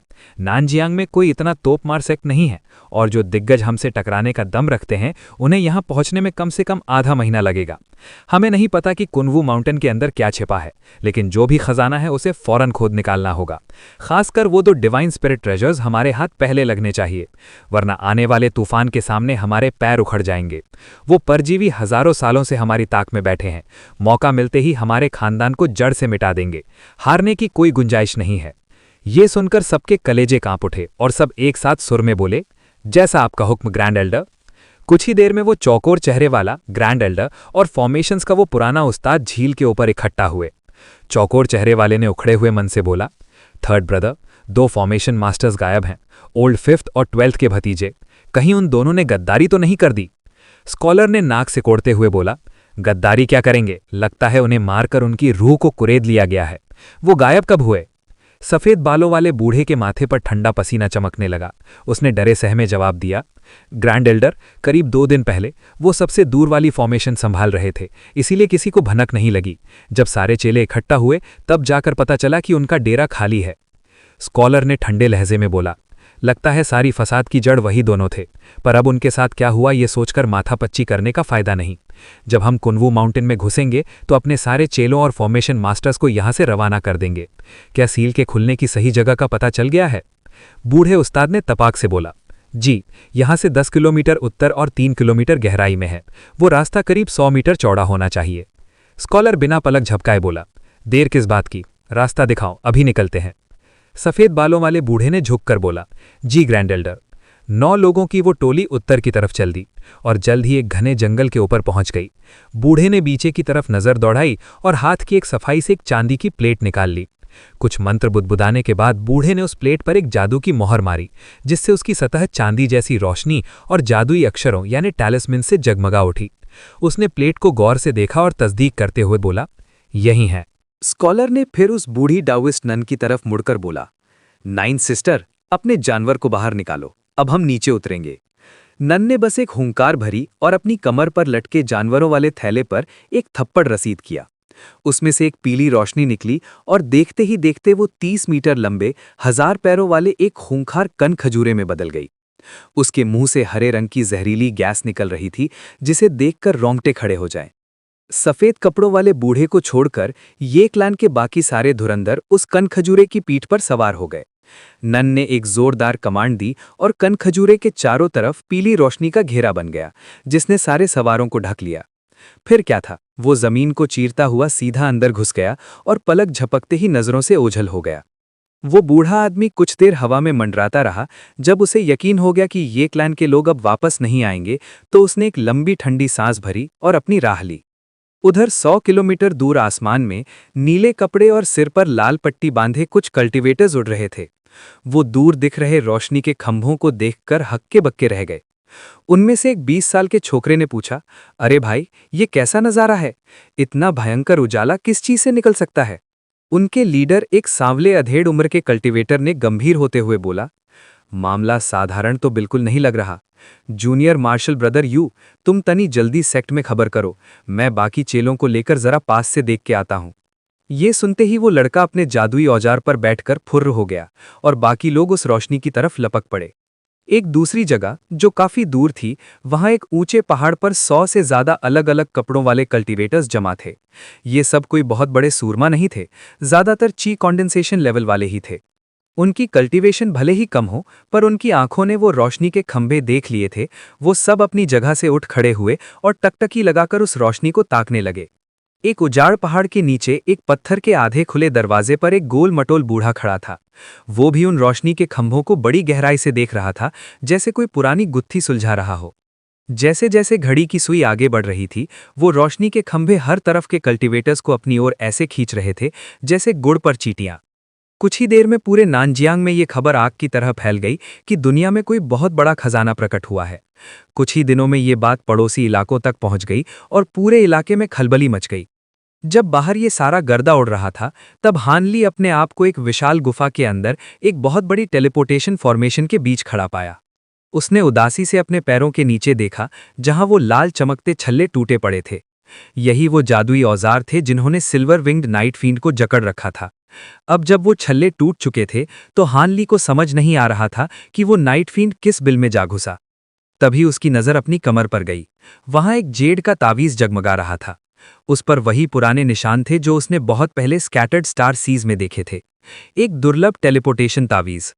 उसने माथा से कोड़ा और अपना हाथ घुमाकर एक चमकता हुआ नीला पदक निकाला, ग्रेटर टेलीपोर्टेशन मेडालियन, जो उसने बहुत पहले हासिल किया था। उसे डर था कि टेलीपोर्टेशन के दबाव में कहीं उसका शरीर बोटी बोटी ना हो जाए, इसलिए उसने काम पूरा होने से पहले ही उस पदक को हाथ में ले लिया था। खैर, उसे अंदाजा नहीं था कि जैसे ही टेलीपोर्टेशन की रोशनी उसे निगलने वाली थी, उसकी कमर पर अचानक वैसा ही एक तावीज प्रकट हो गया। अब ये उस फॉर्मेशन की कोई करामात थी या इसे बनाने वालों का कोई खास जुगाड़, ये कहना मुश्किल है। जो भी हो, ये फॉर्मेशन आज के ज़माने के डिज़ाइन से एकदम अलग और तगड़ी थी। ये सोचते हुए हानली ने तावीज़ की तरफ हाथ बढ़ाया, पर उसे छूने से पहले ही वो तावीज़ रोशनी के नन्हे कणों में टूटकर बिखर गया। हानली एक पल के लिए चकराया और फिर उसके चेहरे पर एक फीकी मुस्कान आ गई। टेलीपोर्टेशन तावीज़ बनाना कोई बच्चों का खेल नहीं है, और एक बार इस्तेमाल के बाद इसकी अंदरूनी शक्ति दम तोड़ देती है। लगता है ये नियम सब पर लागू होता है। फिर उसने पास ही देखा जहां वीपिंग सोल बीस्ट और 2 सले ग्रे कुकून पड़े थे, उनके साथ लगे तावीज़ भी चकनाचूर हो चुके थे। रही बात उस कॉप्स वुल्फ की, तो उसका काम तमाम हो चुका था। 10 मीटर लंबा वीपिंग सोल बीस्ट उसकी लाश पर चढ़कर अपनी छाती पीट रहा था और खुशी से उछल रहा था। हान ली का स्पिरिचुअल सेंस इतना तगड़ा था कि वो टेलीपोर्टेशन के बाद होने वाले चक्करों से तुरंत उभर गया और मौके का फायदा उठाते हुए उसने एक जोरदार डिवाइन डेविल बेन लाइटनिंग का झटका मारकर उसे अधमरा कर दिया। उसके बाद वीपिंग सोल बीस्ट ने अपनी नाक से पीले धुएं का एक खर्राटा सोखा, भेड़िए के शरीर की सारी सड़ी हुई शक्ति सोख ली और उसे आसानी से ठिकाने लगा दिया। लेकिन वो सिल्वर विंग्ड नाइट फील्ड, उसे इन सब बातों से कोई मतलब नहीं था, ना ही उसकी दोबारा लड़ने की कोई इच्छा थी। आखिरकार उसे अपनी आज़ादी मिल गई थी और उसने हवा के झोंके की तरह वहां से खिसक लेने में ही अपनी भलाई समझी। हान ली का उस चांदी जैसे पंखों वाले सिल्वर विंग नाइट फील्ड के पीछे भागने का रत्ती भर भी मन नहीं था। बिना किसी अड़चन के उस राक्षस को ट्राई फ्लेम फैन से भून देना अब मुमकिन नहीं था, क्योंकि वहां उसे रोकने वाली कोई दीवार नहीं थी। और वैसे भी हान ली ने मुड़कर वीपिंग सोल बीस्ट की तरफ देखा, जो अपने हाथ में एक सफेद सी चीज लहरा रहा था, और उसके चेहरे पर मुस्कान तैर गई। पास जाकर देखा तो वो आधे फुट का एक नन्हा और सुंदर सा घोड़ा था, जिसकी आंखें हरी थीं। ये वही अम्बरा तिन हॉर्स था जिसके लिए इन लोगों ने अपनी जान हथेली पर रखती थी। जब वो टेलीपोर्टेशन शुरू हुआ था, तब ये शातिर घोड़ा उस कॉप्स वुल्फ के शरीर में छिप गया था। किस्मत देखो, जब वीपिंग सोल बीस्ट ने उस भेड़िए की अंदरूनी शक्ति खींचने के लिए अपनी पीली धुंध छोड़ी, तो ये भी लपेटे में आ गया और पकड़ा गया। अगर हान ली ने ऐन मौके पर देख न लिया होता और वीपिंग सोल बीस्ट को रुकने का इशारा न किया होता, तो ये छोटा घोड़ा तो अब तक पच के बराबर हो गया होता। रही बात उन 2 उड़ने वाली तलवारों की जिन्हें उस राक्षस ने छीन लिया था, तो टेलीपोर्टेशन के बाद उसने उन्हें कचरा समझकर छोड़ दिया और हान ली ने फुर्ती से उन्हें वापस अपनी मुट्ठी में कर लिया। पर अफसोस, उस काले कपड़ों वाली औरत की नेसेंट सोल को वो राक्षस भागने से पहले ही गटक गया था। हान ली के माथे पर बस एक ही बात की शिकन थी कि उसकी क्रिस्टल फ्लाइंग नीडल अभी भी उस सिल्वर विंग नाइट फील्ड के कब्जे में थी। हान ली ने मन ही मन खुद को दिलासा देते हुए सोचा, चलो खैर है, वो राक्षस इतनी जल्दी मेरी निशानी उन सुइयों से मिटा नहीं पाएगा, मौका मिलते ही उसे वापस छीन लूंगा। सब कुछ दिमाग में सेट करने के बाद हान ली ने अपनी गर्दन घुमाकर चारों तरफ देखा। ये जगह बिल्कुल उसी पाताल जैसी गुफा जैसी थी जहां से वो आए थे। बस फर्क इतना था कि यहां वैसी बर्फीली हवाएं नहीं चल रही थी और हवा में जबरदस्त अंदरूनी शक्ति यानी की घुली हुई थी। ऐसा लग रहा था कि ये गुफा किसी आला दर्जे की स्पिरिट वेन के ऊपर बनी है। फिर उसने नीचे उस फॉर्मेशन को ताका जिस पर वो खड़ा था। हान ली ने अपनी खोपड़ी खुजाई और समझ गया कि ये तो बस आने वाला रास्ता है। मतलब साफ था, इस फॉर्मेशन से वापस जाने का कोई जुगाड़ नहीं है। हान ली ने कुछ देर सोच विचार किया और फिर उसकी नज़र उन बड़े बड़े जालों पर पड़ी। उन जालों के अंदर से अंदरूनी शक्ति की धड़कनें सुनाई दे रही थी, जिससे साफ था कि ओल्ड मैन फू और बाई याओई अभी मरे नहीं हैं, उनकी सांसें चल रही हैं। हान ली तनिक हिचकिचाया, फिर उसने वीपिंग सोल बीस्ट को इशारा किया और अम्बरा इन हॉर्स को अपने हाथ में ले लिया। उस पर कई सारे रिस्ट्रिक्टिव टैलिस्मन्स चिपकाकर उसने उसे अपनी स्पिरिट बीस्ट पाउच में कैद कर लिया। काम पूरा होते ही हान ली ने अपना हाथ उठाया और उन जालों पर सुनहरी बिजली के 2 कड़कड़ाते गोले दाग दिए। एक जोरदार धमाका हुआ और बिजली ने जालों को चारों तरफ से एक जाल की तरह जकड़ लिया। बिजली और उन धागों के बीच तगड़ी भिड़ंत हुई। चूंकि सिल्वर विंग्ड नाइट फील्ड वहां मौजूद नहीं था, इसलिए वो घोस्ट फील्ड थ्रेड्स बिजली की मार के आगे टिक नहीं पाए और एक एक करके बिखरने लगे। आखिरकार वो जाले फट गए और उनमें से ओल्ड मैन फू और बाय याओई बाहर निकले। दोनों के चेहरे पीले पड़ चुके थे और उनकी हालत पस्त थी। उन धागों ने उनकी जादुई ताकत को निचोड़ लिया था, जिसकी वजह से उन्हें नर्क जैसी तकलीफ हुई होगी। ओल्ड मैन फू ने चैन की सांस ली और झुककर बोला, भाई हान, आपका बहुत बहुत शुक्रिया जो आपने हमारी जान बचा ली। बाई याओई ने भी सिर झुकाया और फीकी मुस्कान के साथ बोली, अगर हान ली भाई का जलवा न होता तो आज हम सब यहां मिट्टी हो गए होते। किसने सोचा था कि उस इन यांग केव में वो सिल्वर विंग नाइट फील्ड डेरा डाले बैठा होगा। उस राक्षस ने जब हमला किया तो हमें संभलने का मौका तक नहीं मिला। उसी छीना छिपटी में बेचारा युवान अपनी नेसेंट सोल गवा बैठा और मारा गया। उनकी बातें सुनकर हान ली बस हल्का सा मुस्कुरा दिया। भले ही वो ऊपर से शुक्रिया कह रहे थे, पर हान ली ने ताड़ लिया था कि उनकी आंखों की गहराई में खौफ छिपा है। हो भी क्यों ना, जाल में फंसे फंसे उन्होंने हान ली और उस राक्षस की लड़ाई को महसूस जो किया था। हान ली न केवल उस राक्षस से लोहा ले सकता था, बल्कि उसे दुम दबाकर भागने पर मजबूर भी कर दिया था। ये दोनों उसके सामने क्या चीज थी। ऊपर से ये अनजान जगह जहां परिंदा भी पर नहीं मार सकता था, उनकी हवा टाइट होना लाजमी था। अगर हान ली के मन में कोई पाप आता तो उनकी मौत तय थी। हान ली ने इन सब बातों पर ध्यान नहीं दिया और एक स्पिरिट बीस्ट पाउच निकालकर ओल्ड मैन फू की तरफ उछाली और बोला, अम्ब्रा येन हॉर्स इसके अंदर है। अगर तुम इससे फालतू गोलियां बना सको तो 2 मुझे दे देना। क्या ये सौदा मंजूर है? ओल्ड मैन फू का कलेजा ठंडा हुआ और उसने चहकते हुए कहा, बिल्कुल बिल्कुल, अगर गिनती पूरी रही तो वो तुम्हारी ही होंगी। बाई याओई ने भी दांत दिखाते हुए कहा, मुझे कोई दिक्कत नहीं है। सच कहूं तो आपकी ताकत के भरोसे ही हम यहां तक पहुंचे हैं। आपका हक तो सबसे ज्यादा बनता है। हान ली ने गुफा के बाहर वाले रास्ते की ओर आंखें गड़ाकर देखा और बोला, ठीक है, तुम लोग यहीं टिको और आराम करो। मैं जरा बाहर का नज़ारा देख लूं कि हम पहुंचे कहाँ हैं।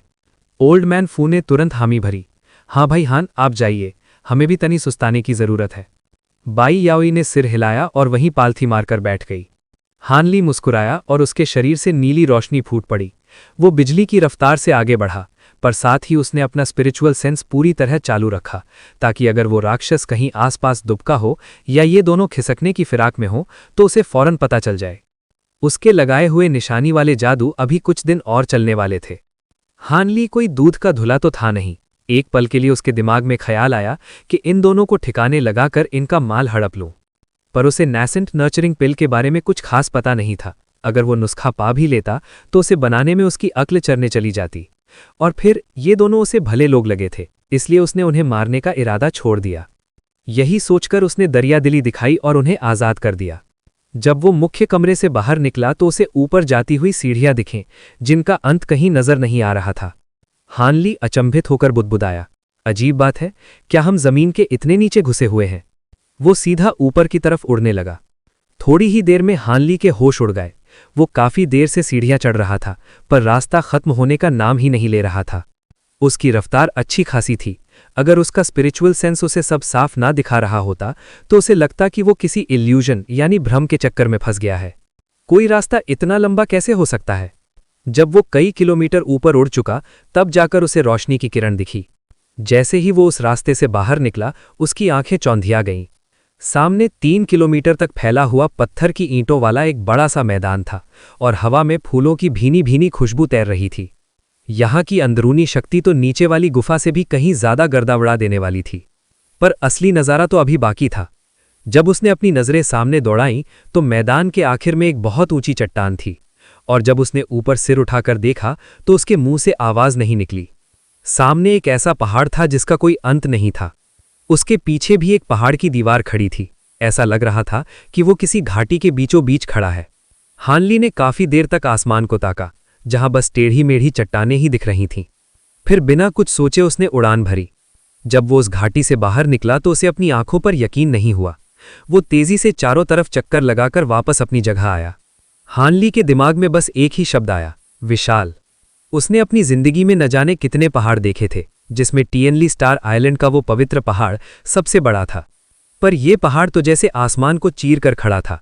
इसके छोटे से हिस्से को भी अगर बांटा जाए तो इसमें कम से कम 81 मंजिलें बन सकती थीं, जहां हजारों कल्टीवेटर्स डेरा डाल सकते थे।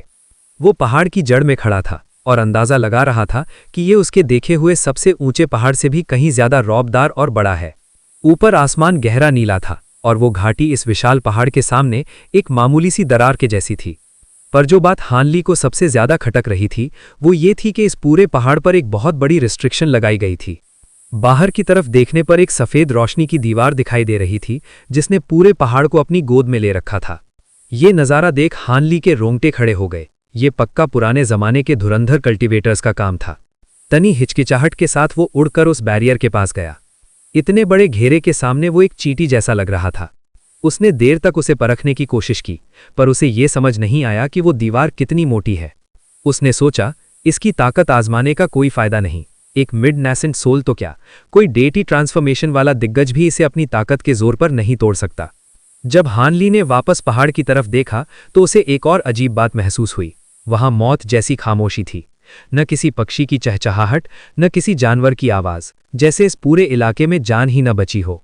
इतनी जबरदस्त अंदरूनी शक्ति होने के बावजूद ऐसी खामोशी ने हान ली के मन में सस्पेंस भर दिया। भारी मन और सन्नाटे के डर से वो वापस उस घाटी में मुड़ा और टेलीपोर्टेशन फॉर्म की तरफ चल दिया। हान ली जब गुफा में वापस लौटा तो उसने देखा कि ओल्ड मैन फू और बाई यावी कुंडली मार के ध्यान में मग्न थे। हान ली का उन्हें छेड़ने का कोई इरादा नहीं था। उसने तनी देर रुककर अपने स्टोरेज पाउच पर एक हाथ मारा और हवा में ढेर सारे फॉर्मेशन झंडे और प्लेट्स उछाल दिए। देखते ही देखते पूरी गुफा बहुरंगी रोशनी से नहा गई। ये एक सीधा सा स्पेल फॉर्मेशन था जिसका काम था आसपास की चीज़ों को छिपाना और अगर कोई बिन बुलाया मेहमान अंदर घुसने की कोशिश करे तो फौरन खबर कर देना। बाकी दोनों ने हान ली की इस हरकत को देख के भी अनदेखा कर दिया और अपनी जगह हिले तक नहीं। हान ली ने ये देख के मंद मंद मुस्कुराते हुए गुफा के एक कोने में डेरा जमा लिया और अपनी आंखें मूंदकर साधना में जुट गया। पूरा एक दिन बीत गया। ओल्ड मैन फू और बाई याओई ने धीरे धीरे अपनी खोई हुई जादुई ताकत वापस पाली और कुछ ही देर में खड़े हो गए। जैसे ही वो दोनों उठे, हान ली के चेहरे पर हलचल हुई और उसने आंखें खोलकर पूछा, कल्टीवेटर दोस्तों, क्या थकावट उतर गई और शरीर में जान वापस आ गई? बाई याओई ने शहद जैसी मीठी मुस्कान बिखेरते हुए जवाब दिया, सुरक्षा के लिए बहुत बहुत शुक्रिया हान भाई, हमने अपनी अंदरूनी शक्ति को लगभग पूरी तरह बहाल कर लिया है। ओल्ड मैन फू की नज़र उस विशाल टेलीपोर्टेशन फॉर्मेशन के बीचों बीच दिखी थी। उसने उत्सुकता से पूछा, क्या हान भाई बाहर का मुआयना कराए कि हम आखिर किस बला के बीच फंसे हैं? हान ली ने एकदम कोरे चेहरे के साथ जवाब दिया, हाँ गया तो था पर कुछ पक्का नहीं कह सकता। हम एक बहुत बड़े पहाड़ की गहराइयों में हैं और चारों तरफ से एक भयंकर रेस्ट्रिक्शन ने हमें घेर रखा है। ओल्ड मैन फू की आंखें चमक उठीं और उसने पूरे रौब के साथ कहा, चूंकि हान भाई समुद्र पार के कल्टीवेटर हैं तो शायद वो इस महाद्वीप की खास जगहों से वाकिफ ना हो। मुमकिन है कि मैं इस जगह को पहचान लूं। हान ली ने हल्का सा ठहाका लगाया और लापरवाही से बोला, अच्छा ऐसी बात है तो फिर जाइए और अपनी आंखों से देख लीजिए। ये सुनते ही बाई याओई की आंखें भी फटी की फटी रह गईं। उसने हैरानी से पूछा, हान भाई के कहने का अंदाज बता रहा है कि उस पहाड़ में कुछ तो झोल है, क्या मैं भी साथ चलूं? हान ली ने बेरुखी से गर्दन हिला दी। चूंकि उसकी ताकत उन दोनों से कहीं ज्यादा थी तो ये कुदरती बात थी कि वो ही सबका मुखिया बन बैठा था। वो दोनों एक दूसरे को देख के हवा में बिजली की तरह लहराते हुए गुफा से बाहर निकल गए। हान ली वहीं बैठा रहा पर उसने हाथ घुमाकर उस ट्रैकिंग फॉर्मेशन प्लेट को बाहर निकाल लिया। प्लेट पर उसे एक सफेद और एक काला बिंदु साफ दिखाई दे रहे थे। उसने आंखें सिकोड़ लीं और खामोशी से देखता रहा। थोड़ी देर बाद उसने अपनी भौहें सिकोड़ी और एक झटके में उस प्लेट को गायब कर दिया। तभी सीढ़ियों की तरफ से रोशनी दिखी और वो दोनों वापस लौट आए, पर अब उन दोनों के चेहरे का रंग उड़ा हुआ था। हान ली ने एक रहस्यमयी मुस्कान से चुटकी ली, क्यों कुछ पता चला या अक्ल चरने गई है? हालांकि वो ग्रेट जिन के बारे में ज्यादा नहीं जानता था, पर इतने बड़े पहाड़ की खबर तो उसे जरूर होती। ओल्ड मैन फू ने खिसियानी मुस्कान के साथ कहा, हान भाई अभी मजाक का वक्त नहीं है। मैंने अपनी पूरी जिंदगी में इतना बड़ा पहाड़ न कभी देखा न सुना। अब तो मुझे शक हो रहा है कि हम ग्रेट जिन में हैं भी या नहीं। ये कहते ही उसके चेहरे पर चिंता की लकीरें गहरी हो गईं। बाई याओई ने माथे पर बल डालते हुए कहा, बिल्कुल सही, अगर इतना विशाल पहाड़ ग्रेट जिन में होता तो हम जैसे धुरंधरों को इसकी भनक तक न लगती। ऐसा हो ही नहीं सकता। हान ली ने शांति से बात काटते हुए बोला, हो सकता है, पर मुझे बाहर के चक्करों या पहाड़ के हालात का तो पता नहीं, लेकिन इतना तय है कि ये टेलीपोर्टेशन फॉर्मेशन पुराने जमाने के कल्टीवेटर्स ने बनाया था। मुमकिन है कि लड़ाई की वजह से या किसी और वजह से ये चालू हो गया हो। खैर वो छोड़ो, अभी सबसे जरूरी काम है नेसेंट कल्टीवेटिंग पिल को तैयार करना, बाकी बातें बाद में। ओल्ड मैन फू तनी देर चुप रहा, फिर मुस्कुराकर बोला, हान भाई की बात में दम है। यहाँ की हवाओं में अंदरूनी शक्ति कूट कूट के भरी है, तो यहाँ रुकने में कोई बुराई नहीं। वैसे भी जब हान भाई हमारे साथ हैं तो डरने की क्या बात, क्या पता ये हमारे लिए कोई बड़ा मौका हो। बाई याओई भी उस गोली को पाने के लिए बेताब थी, उसने भी हाँ में सिर हिला दिया। हान ली ने टोका, फू भाई इतनी तारीफ मत करो कि चढ़ जाए। फिर उसने लहजा बदलकर सचेत किया, शायद आप लोगों ने गौर नहीं किया, पर बाहर की पाबंदियों ने हमारे स्पिरिचुअल सेंस का दम घोंट रखा है। हम बस 1-2 किलोमीटर तक ही देख पा रहे हैं। इतने बड़े इलाके को छानने में तो जुग बीत जाएंगे। बाई याओई ने सहमते हुए जवाब दिया, अजीब बात तो ये भी है कि इस पहाड़ पर जान परिंद का नामो निशान नहीं है। कलेजा मुंह को आ रहा है, ये जगह चैन से बैठने वाली नहीं लगती। ओल्ड मैन फू ने सूखी हंसी हंसते हुए कहा, जो भी हो, यहाँ की अंदरूनी शक्ति दवा बनाने के लिए एकदम बढ़िया है। मैं तो काम शुरू करने जा रहा हूँ। बाकी दोनों ने कोई नानुकर नहीं की। सबने मिलकर एक स्पिरिट गैदरिंग फॉर्मेशन और सुरक्षा के कई घेरे तैयार किए, जिसके बाद ओल्ड मैन फू दवा बनाने के काम में जुट गया। हान ली और बाई याओई गुफा में ही पहरेदारी करने लगे। आखिरकार नेसेंट कल्टीवेटिंग पिल उनकी जान से प्यारी थी और वो पहाड़ की किसी भी अनहोनी के लिए तैयार रहना चाहते थे। उधर एक बहुत ऊंचे पहाड़ के बीचों बीच ये क्लैन के कल्टीवेटर्स का एक जत्था एक पत्थर की छतरी के नीचे जमा था। उनमें से ज्यादातर लोग आलथी पालथी मार के हाथों में स्पिरिट स्टोन्स थामे आराम कर रहे थे। ये क्लैन का ग्रैंड एल्डर, वो सफेद कपड़ों वाला विद्वान, हवा में तैरते हुए सामने की सीढ़ियों को टकटकी लगा के देख रहा था। वो सीढ़ियां लगभग 20 मीटर चौड़ी थीं और जहां तक नजर जाती बस सफेद धुंध ही धुंध थी, अंत का कहीं पता नहीं था। तभी आसमान में एक रोशनी कौंधी और सीढ़ियों की तरफ लपकी। विद्वान सावधान हो गया और उस आती हुई रोशनी की तरफ मुड़ा।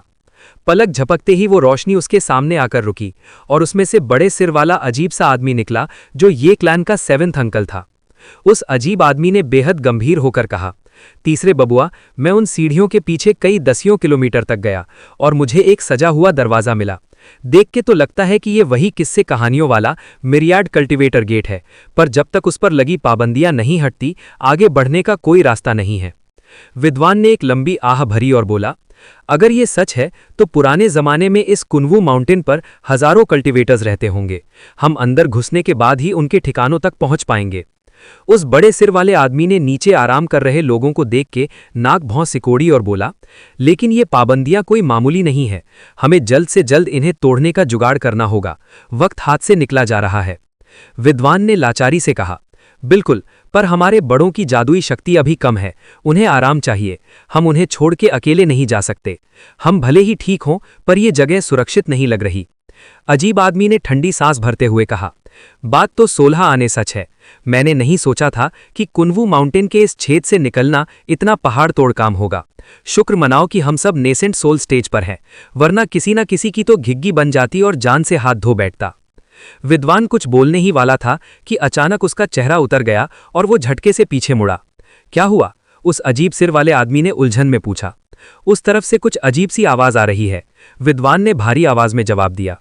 आवाज? उस आदमी ने अपनी पूरी अंदरूनी शक्ति कान की तरफ लगाई तो उसे किसी जानवर के गुर्राने की आहट मिली। वो किसी बिल्ली जैसे बड़े जानवर की आवाज थी जो पल पल तेज होती जा रही थी। ये क्या? कोई चीज हमारी तरफ बढ़ रही है। उस आदमी की आंखों में कड़ाके की बिजली चमकी और उसने हाथ घुमाकर चांदी जैसी चमकती हुई कोई चीज निकाली। विद्वान पूरी एकाग्रता से दूर धुंध में ताकने लगा। तभी एक बैंगनी रंग का बादल उड़ता हुआ उनकी तरफ आया। देखते ही देखते वो उनसे महज 300 मीटर की दूरी पर आकर रुक गया। उन दोनों को उस धुंध के अंदर एक काली परछाई और खूनी लाल आंखें साफ दिखने लगीं। उन आंखों में मौत जैसा गुस्सा भरा था। उस बड़े सिर वाले आदमी का धैर्य जवाब दे गया। उसने हाथ उठाया और एक चांदी की लकीर उस धुंध की तरफ छोड़ दी। वो चीज गायब हो गई, पर तभी उस बैंगनी धुंध से किसी बड़े पक्षी के डरावने पंजे बाहर निकले। एक जोरदार धमाका हुआ और चांदी जैसी रोशनी चारों तरफ फैल गई। एक भयानक दहाड़ गूंजी। उन पंजों ने उस चांदी की छुरी को मजबूती से जकड़ लिया था। वो छुरी बहुत कीमती और चमकदार थी, लेकिन उन पंजों से हरा खून टपकने लगा था और वो शैतान दर्द से कराह रहा था। अपनी आंखों में नफरत लिए वो बैंगनी धुंध अचानक गायब हो गई। बस वो दो डरावनी आंखें ही दिख रही थीं, पर कुछ ही पलों में वो भी ओझल हो गईं। दोनों कल्टीवेटर्स की हवा टाइट हो गई। वो शैतान तो छिपने की कला में माहिर था। इस पहाड़ पर जहां स्पिरिट सेंस पहले ही काम नहीं कर रहा, ऐसे दुश्मन से लोहा लेना बड़ी मुसीबत का काम था। दोनों ने एक दूसरे की आंखों में देखा और फौरन अपनी अपनी टेक्निक्स इस्तेमाल करने लगे। उस बड़े सिर वाले आदमी ने मुंह से एक पीली तलवार निकाली जो हवा में 3 मीटर लंबी हो गई। इसके बाद उस तलवार से ऐसी तेज रोशनी निकली कि उसने 30 मीटर के घेरे को अपनी जद में ले लिया। विद्वान ने भी ठंडी हुंकार भरी और अपनी आस्तीन झटक कर एक छोटा झंडा निकाला। उसने उसे जमीन पर गाड़ दिया, जिससे एक हरी धुंध निकली और वहां आराम कर रहे ये क्लैन के लोगों को एक हिफाजती घेरे में ले लिया। पत्थर वाली उस छतरी से कोई 100 मीटर दूर अचानक 2 बार पफ पफ की आवाज हुई और बिजली सी कौंधी। देखते ही देखते वहां बैंगनी रंग का धुआं यानी पर्पल मिस्ट फैल गया। उस धुएं के गुबार के बीच से एक ऐसी भयानक दहाड़ सुनाई दी कि सुनने वालों का कलेजा मुंह को आ गया। तभी 2 बार और गुस्से वाली गर्जना हुई और वो धुआं छटने लगा। सामने जो दिखा उसे देखकर सबकी सिट्टी पिट्टी गुम हो गई। वो एक शेर के सिर वाला चिड़िया जैसा जानवर था जिसके 4 पंख थे। उसके पंखों का फैलाव कम से कम 20 मीटर का रहा होगा और पूरे बदन से बैंगनी रोशनी की लपटें निकल रही थीं, जैसे कोई काल खड़ा हो। इसेंट्रिक ने अपनी आंखें फाड़कर देखते हुए हड़बड़ा के चिल्लाया, अरे ई का बवाल है, क्या ये लायन हॉक है?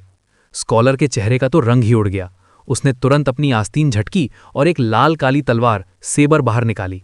उसने पूरी ताकत झोंकते हुए उस जानवर पर हमला कर दिया। अजीब बात तो ये हुई कि वो खूंखार जानवर उस तलवार को देखकर तनी डर गया। उसने झट से अपना मुंह खोला और उस तलवार को रोकने के लिए बैंगनी रोशनी के गोल गोल छल्ले थूकने लगा। हवा में एक के बाद एक धमाके होने लगे। काले और बैंगनी रंग की रोशनी आपस में भिड़ गई। वो तलवार उन दर्जनों छल्लों को चीरते हुए आगे बढ़ रही थी, पर जैसे जैसे छल्ले टूटते तलवार की चमक भी फीकी पड़ती जा रही थी। जब तक तलवार उस जानवर के पास पहुंची, उसकी शक्ति एकदम कम हो गई और बचे कुचे छल्लों ने उसे रोक लिया। ये देखकर वो जानवर मन ही मन खुश होने लगा कि अब तो इस तलवार को लपेटे में ले लूंगा। लेकिन तभी स्कॉलर ने अपने मुंह से खून की फुहार छोड़ी और हाथों से अजीब से इशारे करते हुए तलवार की तरफ उंगली दिखाई।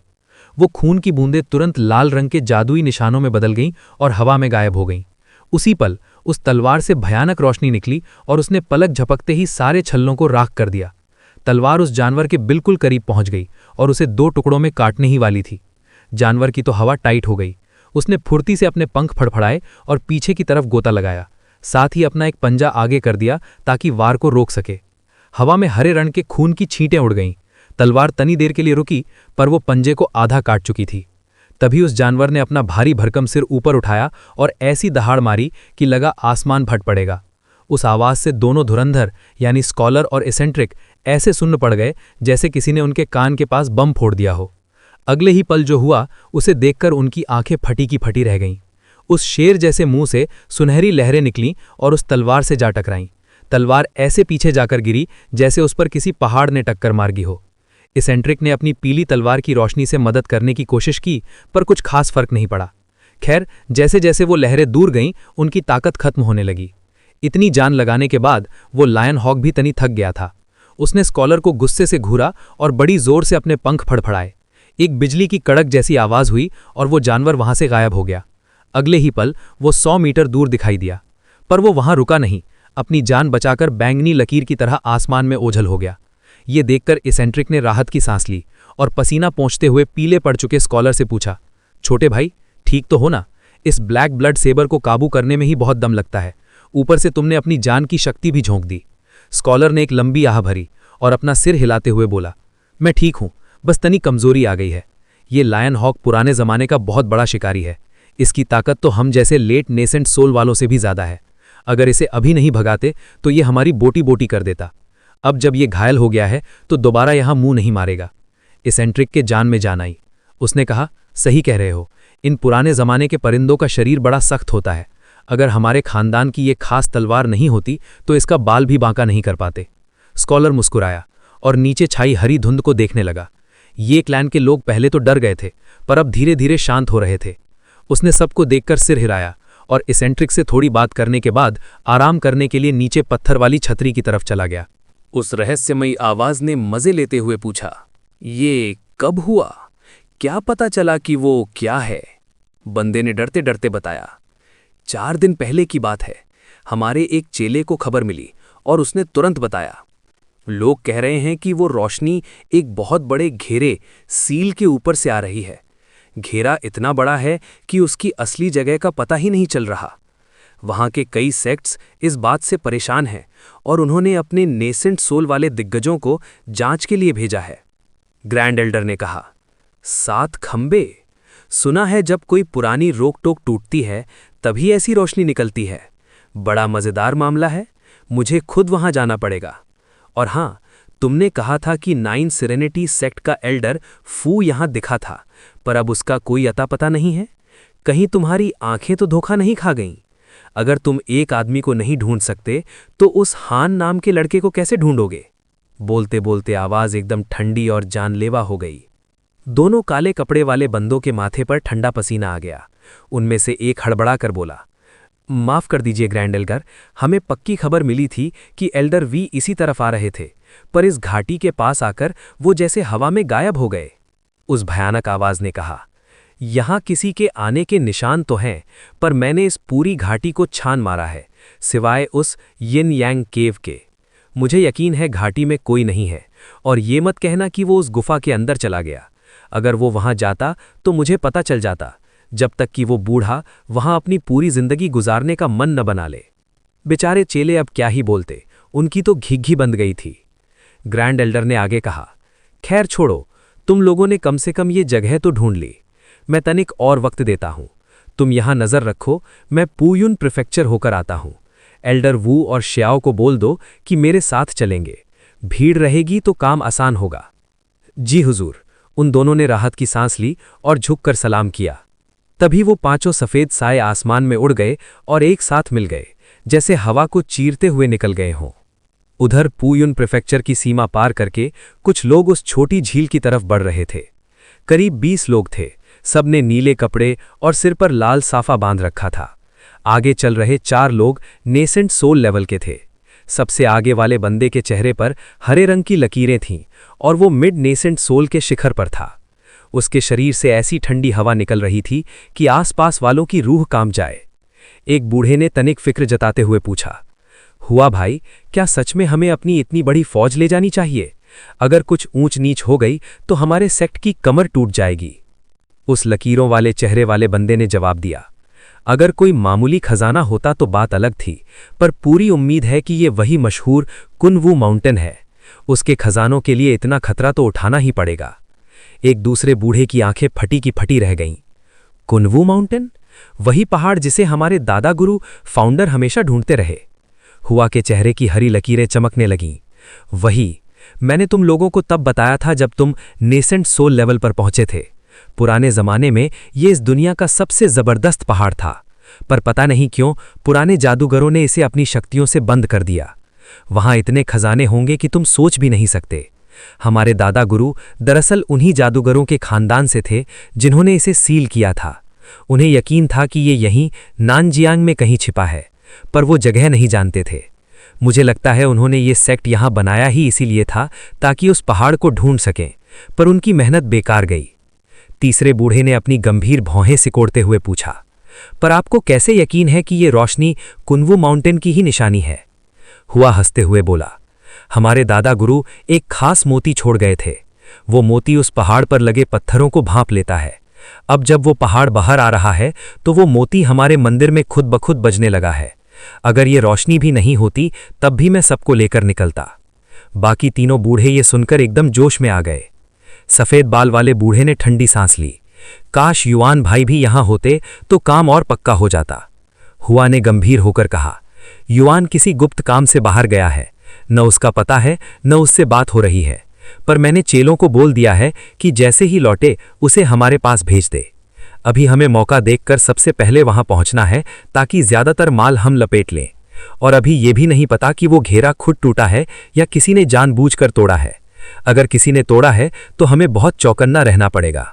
सेक्रेड पॉइजन सेक्ट के धुरंधरों को कानों कान खबर नहीं थी कि उनका जूनियर मार्शल ब्रदर युआन उस सिल्वर विंग नाइट फील्ड के हाथों परलोक सिधार चुका है। थोड़ी देर आपस में गप्पे लड़ाने के बाद वे सब जल्दी जल्दी अपने रास्ते पर निकल पड़े। आखिर जितनी जल्दी पहुंचेंगे माल पर हाथ साफ करने का मौका उतना ही बढ़िया मिलेगा। पुयुन प्रोविंस की एक छोटी सी झील के ऊपर का नजारा देखने लायक था। सैकड़ों कल्टीवेटर्स वहां मक्खियों की तरह भिनभिना रहे थे। सातों रोशनी के कंभों के चारों तरफ आसमान में उड़ उड़कर हर कोई टोल ले रहा था। कुछ उस्ताद तो ऐसे थे जो अर्थ मूवमेंट टेक्निक में माहिर थे। वे जमीन के अंदर घुसकर देख रहे थे और बाहर खड़े अपने साथियों को आंखें चमका-चमकाकर इशारे कर रहे थे। साफ था कि इन लोगों ने नीचे दबे उस भारी भरकम सील का पता लगा लिया था। हालांकि यी क्लान ने जो छेद जबरदस्ती फाड़ा था वो अभी तक इन लोगों की नजरों से बचा हुआ था। फिर भी वहां मौजूद हर बंदा जोश में कुप्पा हो रहा था। फटाफट अपने अपने कुनबे और सेक्ट को खबर भेजने के लिए वॉइस ट्रांसमिशन टैलिस्मैन्स हवा में लहराने लगे। कुछ तो ऐसे थे जिनके सब्र का बांध टूट गया और वे रात के अंधेरे में ही खुद खबर देने उड़ गए। फिलहाल वहां ज्यादातर फाउंडेशन एस्टैब्लिशमेंट वाले ही जुटे थे। इक्का दुक्का ची कॉन्डेंसेशन और कोर फॉर्मेशन वाले दिख रहे थे। ज्यादातर तो घुमक्कड़ आवारा थे जो इत्तेफाक से वहां पहुंच गए थे, पर कुछ बड़ी ताकतों के जासूस भी थे जो नजर गड़ाए बैठे थे। हैरानी की बात यह थी कि वहां एक भी नैसेंट सोल वाला दिग्गज नहीं था।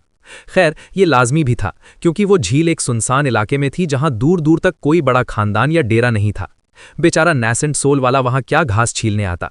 यहां तक कि सेक्रेड पॉइजन सेक्ट वाले जो खबर मिलते ही सरपट भागे थे अभी 2 दिन की दूरी पर थे। जैसे ही जमीन के नीचे दबे उस महासील की बात फैली, पुराने और सियाने घुमक्कड़ कल्टीवेटर्स ने अपना बोरिया बिस्तर समेटना ही बेहतर समझा। उन्हें पता था कि मलाई भले ही मीठी हो, पर जब बड़े बड़े सूरमा आपस में भिड़ेंगे तो उनके बीच में आना मतलब अपनी मौत को दावत देना है। अगर वो जगह अखाड़ा बन गई तो छोटे मोटे लोगों की तो हवा टाइट हो जाएगी। लेकिन कुछ कल के छोकरे और जिद्दी कम रैंक वाले कल्टीवेटर्स टस से मस होने को तैयार नहीं थे। उनके मन में लालच था कि क्या पता अगर किस्मत चमक गई तो बहती गंगा में वे भी हाथ धो लेंगे।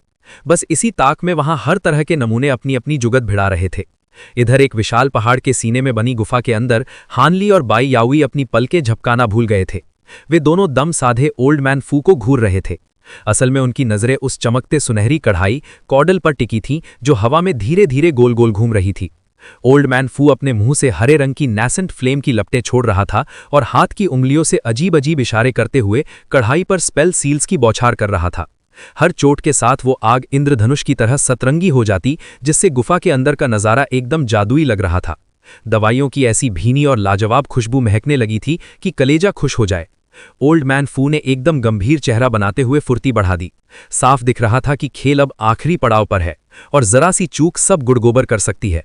हानली बाहर से तो एकदम पत्थर जैसा शांत था, पर उसके अंदर भी उथल पुथल मची थी। पिछले कुछ दिनों में ओल्ड मैन फू ने अम्ब्रा इन हॉर्स जैसी दुर्लभ चीजें उस आग के हवाले की थीं।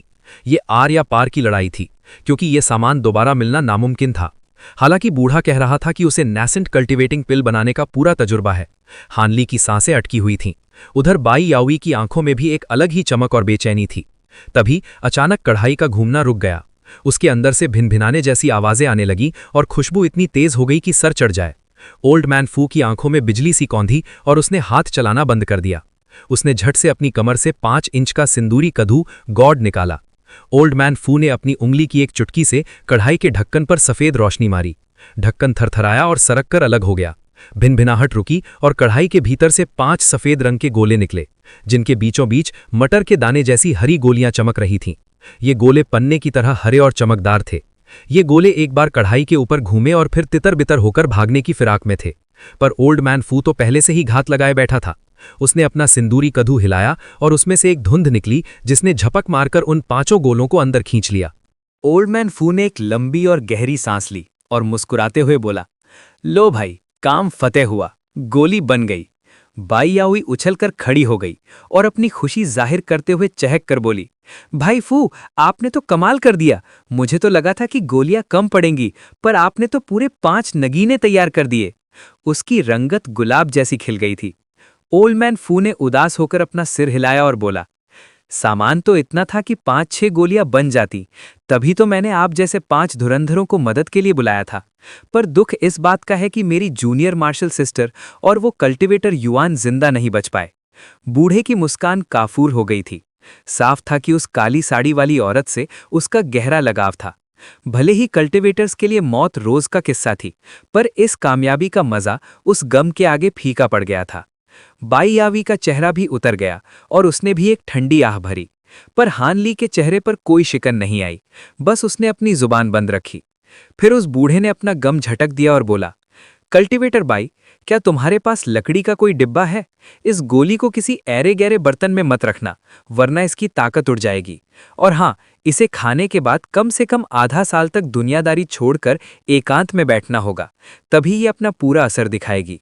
बाई याओई ने मंद मंद मुस्कुराते हुए जवाब दिया, बिल्कुल है, फिक्र मत करो, ऐसी कीमती चीज को भला मैं ऐसे ही थोड़े न रखूंगी। उसने हाथ घुमाया और एक पीली लकड़ी की डिबिया निकाल ली। ओल्ड मैन फू ने सिर हिलाया और कद्दू के पेंदे पर एक ठपकी मारी। लाल धुंध के साथ एक सफेद गोला बाई याओई की तरफ लपका। उसने उसे हवा में ही दबोच लिया और डिबिया में बंद कर दिया। उस गोली की अंदरूनी शक्ति महसूस करके उसकी बाँछें खिल गईं। उसने बार बार बूढ़े का शुक्रिया अदा किया। ओल्ड मैन फू ने भी हंसते हुए अपने थैले से एक हरी डिबिया निकाली और एक गोली अपने लिए सुरक्षित कर ली। फिर थोड़ा खिसियानी हंसी हंसते हुए उसने वो सिंदूरी कद्दू सीधे हान ली की तरफ उछाल दिया। हान ली ने अनमने ढंग से उसे पकड़ तो लिया, पर उसका माथा ठनक गया। उसने तिवरियां चढ़ाकर धीरे से पूछा, भाई ये क्या चक्कर है? मैंने तो सिर्फ 2 गोलियों की बात की थी। ओल्ड मैन फू ने चेहरा एकदम सीधा किया और ईमानदारी से बोला, मैं कोई लालची इंसान नहीं हूं। ये तो आपकी हिम्मत और किस्मत थी कि हम मौत के मुंह से बचकर ये गोलियां बना पाए। अब जब मेरी बहन ही नहीं रही तो मुझे 1 से ज्यादा की जरूरत नहीं है। अगर भाई हान को ऐतराज न हो तो बाकी की 3 आप ही रख लीजिए। हान ली ने कद्दू को देखा और फिर बूढ़े की आंखों में झांका। उसके चेहरे पर एक हल्की मुस्कान आ गई। उसे समझ आ गया कि बूढ़ा क्या खेल खेल रहा है।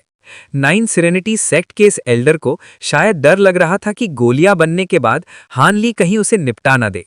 इसलिए उसने घूस के तौर पर एक एक्स्ट्रा गोली दे दी ताकि हान ली का दिल पसीज जाए और वो कोई टेढ़ा काम न करे। अब जब सामने से इतनी तगड़ी सौगात मिल रही थी तो हान ली ने मना करना ठीक नहीं समझा। मना करता तो शायद बूढ़ा और डर जाता। हान ली ने हाथ की सफाई दिखाते हुए कद्दू गायब कर दिया और बोला, चलो भाई, जब आप इतने प्यार से दे रहे हो तो मैं मना नहीं करूंगा। आपकी ये सौगात मुझे कबूल है। ओल्ड मैन फू ने चैन की सांस ली और हंसते हुए बोला, इसमें शर्म कैसी भाई हान, ये तो आपकी मेहनत का फल है। बाई याओई भी सारा माजरा समझ रही थी और चुपचाप मंद मंद मुस्कुरा रही थी। गुफा का माहौल अब थोड़ा हल्का हो गया था। ओल्ड मैन फू ने मशवरा दिया, अब जब गोलियां बन गई हैं तो यहां कुंडली मार के बैठने का कोई फायदा नहीं। चलो पहाड़ के नीचे की तरफ रास्ता ढूंढते हैं। जैसे ही उसने ये कहा, पूरी गुफा जैसे थर्रा उठी। चारों तरफ से गड़गड़ाहट की ऐसी आवाजें आने लगी जैसे जमीन फटने वाली है। तीनों के चेहरे की हवाइयां उड़ गईं। बाई याओई ने अपने होंठ चबाते हुए घबरा कर पूछा, क्या इस पहाड़ पर कोई और भी आधमका है? ओल्ड मैन फू ने गुस्से और नफरत में अपना सिर हिलाया और बोला, हो सकता है, या फिर ये उस सिल्वर विंग्ड नाइट फील्ड की कोई नई चाल हो सकती है। उसे फिर अपनी बहन की याद आ गई थी। हान ली ने एकदम बेरुखी से पर दृढ़ता से बोला, जो भी हो, बाहर निकलते वक्त अपनी आंखें और कान खुले रखना। हम तीनों साथ हैं तो किसी के भी छक्के छुड़ा सकते हैं। इतना कहकर उसने अपनी आस्तीन झटकी और नीली धुंध पूरी गुफा में फैल गई। उस नीली चमक ने गुफा में बिठाई सारी पाबंदियों को एक झटके में समेटा और वापस हान ली की आस्तीन में समा गई। हान ली ने दहाड़ते हुए बोला, निकलते हैं यहां से, जो भी बात होगी बाहर चलकर करेंगे। उसका पूरा शरीर नीली रोशनी से नहा गया और वो एक बिजली की लकीर की तरह गुफा के मुहाने की तरफ उड़ चला। ओल्ड मैन फू और बाई याओई ने भी एक दूसरे को देखा और बिना एक पल गवाए उसके पीछे हो लिए। जब ओल्ड मैन फू और बाई याओई उस लंबी गुफा से बाहर निकले तो हान ली पहले से ही आसमान में ऊंचा तैर रहा था और घाटी की दीवार की चोटी को घूर रहा था जहां से वो सारा शोर शराबा आ रहा था। तभी उन दोनों को महसूस हुआ कि गड़गड़ाहट की आवाज़ें अब धीमी पड़ रही हैं। अगर उनकी कल्टीवेशन का लेवल इतना ऊंचा ना होता तो शायद उनके कानों तक भनक भी न लगती। तभी ओल्ड मैन फू ने माथे पर बल डालते हुए बोला, आवाजें तो उधर से आ रही हैं, पर ऐसा लग रहा है जैसे शोर का ठिकाना दूर भागता जा रहा है। अगर यहाँ चारों तरफ ये पाबंदियां यानी रिस्ट्रिक्शन ना लगी होती तो गूंज इतनी साफ सुनाई भी ना देती। हान ली ने उन दोनों की तरफ मुड़कर अपनी राय दी, जब मामला समझ नहीं आ रहा तो तनी पास चलकर देख ही लेते हैं। हाथ पर हाथ धरे बैठने से अच्छा है कि देख लें क्या बवाल है, वरना बिना तैयारी के किसी मुसीबत से टकरा गए तो लेने के देने पड़ जाएंगे। और हाँ, अपने आप को छिपाकर चलना ही अक्लमंदी होगी ताकि कोई दूसरा हमें पहले ना ताड़ ले। जाहिर सी बात है, उन दोनों ने भी हाँ में हाँ मिला दी। बूढ़े ने एक मंत्र फूंका और उसके शरीर से हरी रोशनी फूटी। देखते ही देखते वो रोशनी मध्यम पड़ गई और वो खुद एक धुंधली हरी परछाई बनकर रह गया। बाई याओई ने अपना हाथ हवा में लहराया और उसकी उंगली से एक ठंडी चमक निकली जिससे एक चमकता हुआ शीशे जैसा मेडालियन प्रकट हो गया। उसने मंत्र पढ़ना शुरू किया और उस मेडालियन से चांदी जैसी धुंध निकली जिसने उसे पूरी तरह ढक लिया और पलक झपकते ही वो ओझल हो गई। चूंकि पहाड़ की रिस्ट्रिक्शन की वजह से उनका स्पिरिचुअल सेंस ठीक से काम नहीं कर रहा था, इसलिए छिपकर चलना ही सबसे बढ़िया जुगाड़ था। वैसे तो अपनी ही बराबरी के कल्टीवेटर्स के सामने ये छिपने वाली टेक्निक धरी की धरी रह जाती है, पर यहाँ हालात ही कुछ और थे। उन दोनों को गायब होते देख हान ली मुस्कुराया और उसने भी अपनी चाल चली। बिना कोई तामझाम किए उसके शरीर से एक लहर सी उठी और उसकी अंदरूनी शक्ति यानी स्पिरिचुअल की का नामो निशान तक मिट गया। वो दोनों हान ली के ठीक सामने खड़े थे, पर उन्हें उसकी मौजूदगी की जरा भी भनक नहीं लगी, जिसे देखकर उनके पसीने छूट गए। हान ली ने बड़े बेफिक्र अंदाज में अपने शरीर पर एक छिपने वाला टैलिस्मैन चिपकाया, जिससे वो पूरी तरह आर पार दिखने वाला यानी ट्रांसलूसेंट हो गया। हान ली ने दबी आवाज में हुक्म दिया, चलो निकले, और तीनों हवा में उड़ चले। इस अनजान और रहस्यमयी जगह पर वो उस गड़गड़ाहट को ढूंढने के लिए तेजी से नहीं उड़ रहे थे, बल्कि उनकी रफ्तार बस उतनी ही थी जितनी शरीर को हल्का करने वाली टेक्निक में होती है। वो तीनों उस हरियाली से भरी जमीन के ऊपर से गुजरे जहां स्पिरिचुअल की इतनी गाढ़ी थी कि कलेजा खुश हो जाए। वो जिस भी जगह से गुजरते वही जगह कल्टीवेशन करने के लिए जन्नत लगती। अगर ये पहाड़ कहीं बाहर की दुनिया में दिख जाता तो बड़े बड़े खानदान इसे कब्जाने के लिए एक दूसरे का गला काट देते। 1 घंटा बीत गया। भले ही उन्हें कोई खतरा नहीं मिला, पर किसी के चेहरे पर खुशी नहीं थी। पूरा रास्ता ऐसा था जैसे मौत जैसी खामोशी छाई हो। वहां जान प्राण का कोई निशान नहीं था, और यही बात उनके रोंगटे खड़े कर रही थी। बाई याओई ने हिचकिचाते हुए बोला, ब्रदर हान, क्या आपने गौर किया? यहाँ की स्पिरिचुअल की तो गजब की है, पर हमें एक भी काम का पौधा यानी स्पिरिचुअल प्लांट नहीं दिखा। यहाँ तो बस आम घास फूस और झाड़ियां उगी पड़ी हैं। हान ली ने बड़े शांत होकर जवाब दिया, मैंने भी ये ताड़ा है। जैसे जैसे हम अंदर जा रहे हैं, स्पिरिचुअल की और भी बढ़ती जा रही है। ये बाहर के जादुई पहाड़ों जैसा ही है। मुझे लगता है यहाँ के पुराने रहने वालों ने अपने कीमती पौधे पहाड़ की चोटी पर लगाए होंगे ताकि वहाँ की ज्यादा ताकत का फायदा उठा सकें। बाई याओई ने हक्का बक्का होकर बोला, क्या स्पिरिचुअल की इससे भी ज्यादा गाढ़ी हो सकती है? उसे तो अभी वाली हवा ही कल्टीवेशन के लिए एकदम लल्लन टॉप लग रही थी। ये सुनकर ओल्ड मैन फू के मन में लड्डू फूटे और उसने चहकते हुए बोला, ब्रदर हान, अगर पहाड़ की चोटी वाकई कल्टीवेशन के लिए ऐसी पाक जगह है तो हमें यहां से भागने की क्या जल्दी है? क्यों ना कुछ समय वहीं डेरा डाल लिया जाए और अपनी शक्ति बढ़ाई जाए? हान ली ने फीकी मुस्कुराहट के साथ बोला, ब्रदर फू, इस जगह को कोई मामूली पहाड़ समझने की भूल मत करना। अगर यहां कल्टीवेशन करना इतना ही आसान और सेफ होता तो पुराने जमाने के वो दिग्गज इस जगह को छोड़कर क्यों भागते? इस पूरे पहाड़ को ढकने वाली रिस्ट्रिक्शन भी बड़ी अजीब है। अगर मुझे बाहर निकलने का रास्ता मिल गया तो मैं यहां एक पल नहीं रुकूंगा। ओल्ड मैन फू का चेहरा एक पल के लिए उतरा, फिर उसने अपनी हार मानते हुए बोला, ब्रदर हान की बात में दम है। ये जगह वाकई साधना करने लायक नहीं लग रही। लालच के चक्कर में मेरी अक्ल चरने चली गई थी। बाई याओई ने अफसोस जताते हुए बोला, ब्रदर फू, आपकी कोई गलती नहीं है। मेरे मन में भी ऐसे ही ख्याल आ रहे थे। आखिर यहां साधना करने से काफी समय जो बच जाता। हान ली कुछ और कहने ही वाला था कि अचानक उसके चेहरे का रंग उड़ गया और वो वहीं का वहीं जम गया। उसकी आंखों में नीली रोशनी चमकी और उसने गर्दन घुमाकर एक तरफ देखा। बाकी दोनों को उसकी ये हरकत समझ नहीं आई और उन्होंने भी उसी तरफ अपनी नजरें दौड़ाईं। काफी दूर हवा में सफेद कोहरा कुंडली मार के बैठा था। चूंकि पहाड़ पर अक्सर धुंध छाई रहती थी, इसलिए उन दोनों को इसमें कुछ खास नहीं लगा। हान ली ने पलकें झपकाईं और बोला, तनी पास चलकर देखते हैं, शायद कोई काम की चीज हाथ लग जाए। इतना कहकर उसने अपना रुख उस धुंध की तरफ मोड़ दिया। वो दोनों चकरा तो गए थे, पर उन्हें पता था कि हान ली बिना किसी ठोस वजह के कदम नहीं उठाता, इसलिए वो भी उसके पीछे हो लिए। जैसे ही वो उस कोहरे के अंदर घुसे, उनके पैर ठिठक गए। उस सफेद धुंध के बीच सफेद पत्थरों की चौड़ी सीढ़ियां बनी थीं जो पहाड़ के ऊपर और नीचे की तरफ बिना अंत के फैली हुई थीं, और उन सीढ़ियों के किनारे 30 मीटर ऊंचा और 10 मीटर चौड़ा एक सफेद पत्थर का खंभा यानी स्टील खड़ा था। हान ली ने पीछे हाथ बांधकर बड़े गौर से उस खंभे को देखा। बूढ़ा जमीन पर उतरा और उसने उत्सुकता से पूछा, क्या ब्रदर हान को कुछ पता चला? हान ली ने भारी आवाज में और गंभीर होकर जवाब दिया, हाँ, अब जाकर पता चला कि हम आखिर हैं कहां। साहिबान, जरा इधर नजर डालिए। उन दोनों ने जोश में आकर बोला जी, और आगे बढ़ गए। उस खंभे के सबसे ऊपर सोने के अक्षरों में बड़े ही रौबदार तरीके से 2 पुराने शब्द लिखे थे, जिन्हें देखते ही दूध का दूध और पानी का पानी हो गया। ओल्ड मैन फू डर के मारे चीख पड़ा, कुनवू? क्या ये वाकई वही किस्से कहानियों वाला कुनवू माउंटेन है? वहीं बाई याओई की तो हवा टाइट हो गई और उसने हैरानी में अपने मुंह पर हाथ रख लिया। बाई याओई ने उस पत्थर को फटी आंखों से देखते हुए बोला, सही बात है, पुराने जमाने में कुनवू माउंटेन को अमर पहाड़ कहा जाता था, जहां प्राचीन कल्टीवेटर्स का जमावड़ा रहता था। इस पहाड़ का कद और यहां की स्पिरिचुअल की देखकर तो यही लगता है कि ये वही है, पर अफवाहें तो ये थीं कि वो दिग्गज इस पहाड़ को अपने साथ ऊपर की दुनिया में ले गए या फिर इसे पाताल में डुबो दिया। ये यहां कैसे हो सकता है? ओल्ड मैन फू के अंदर फिर से जान आ गई और उसने जोश में बोला, कल्टीवेटर बाई, किस्से और हकीकत में अक्सर जमीन आसमान का फर्क होता है। लगता है सच ये है कि किसी वजह से इस पहाड़ को सील कर दिया गया था। हमारी किस्मत अच्छी थी कि हमने उस पुराने टेलीपोर्टेशन फॉर्मेशन को चालू कर दिया और यहां पहुंच गए। इस पहाड़ के नाम को देखते हुए यहां पक्का पुराने कल्टीवेटर्स के ढेर सारे ठिकाने होंगे।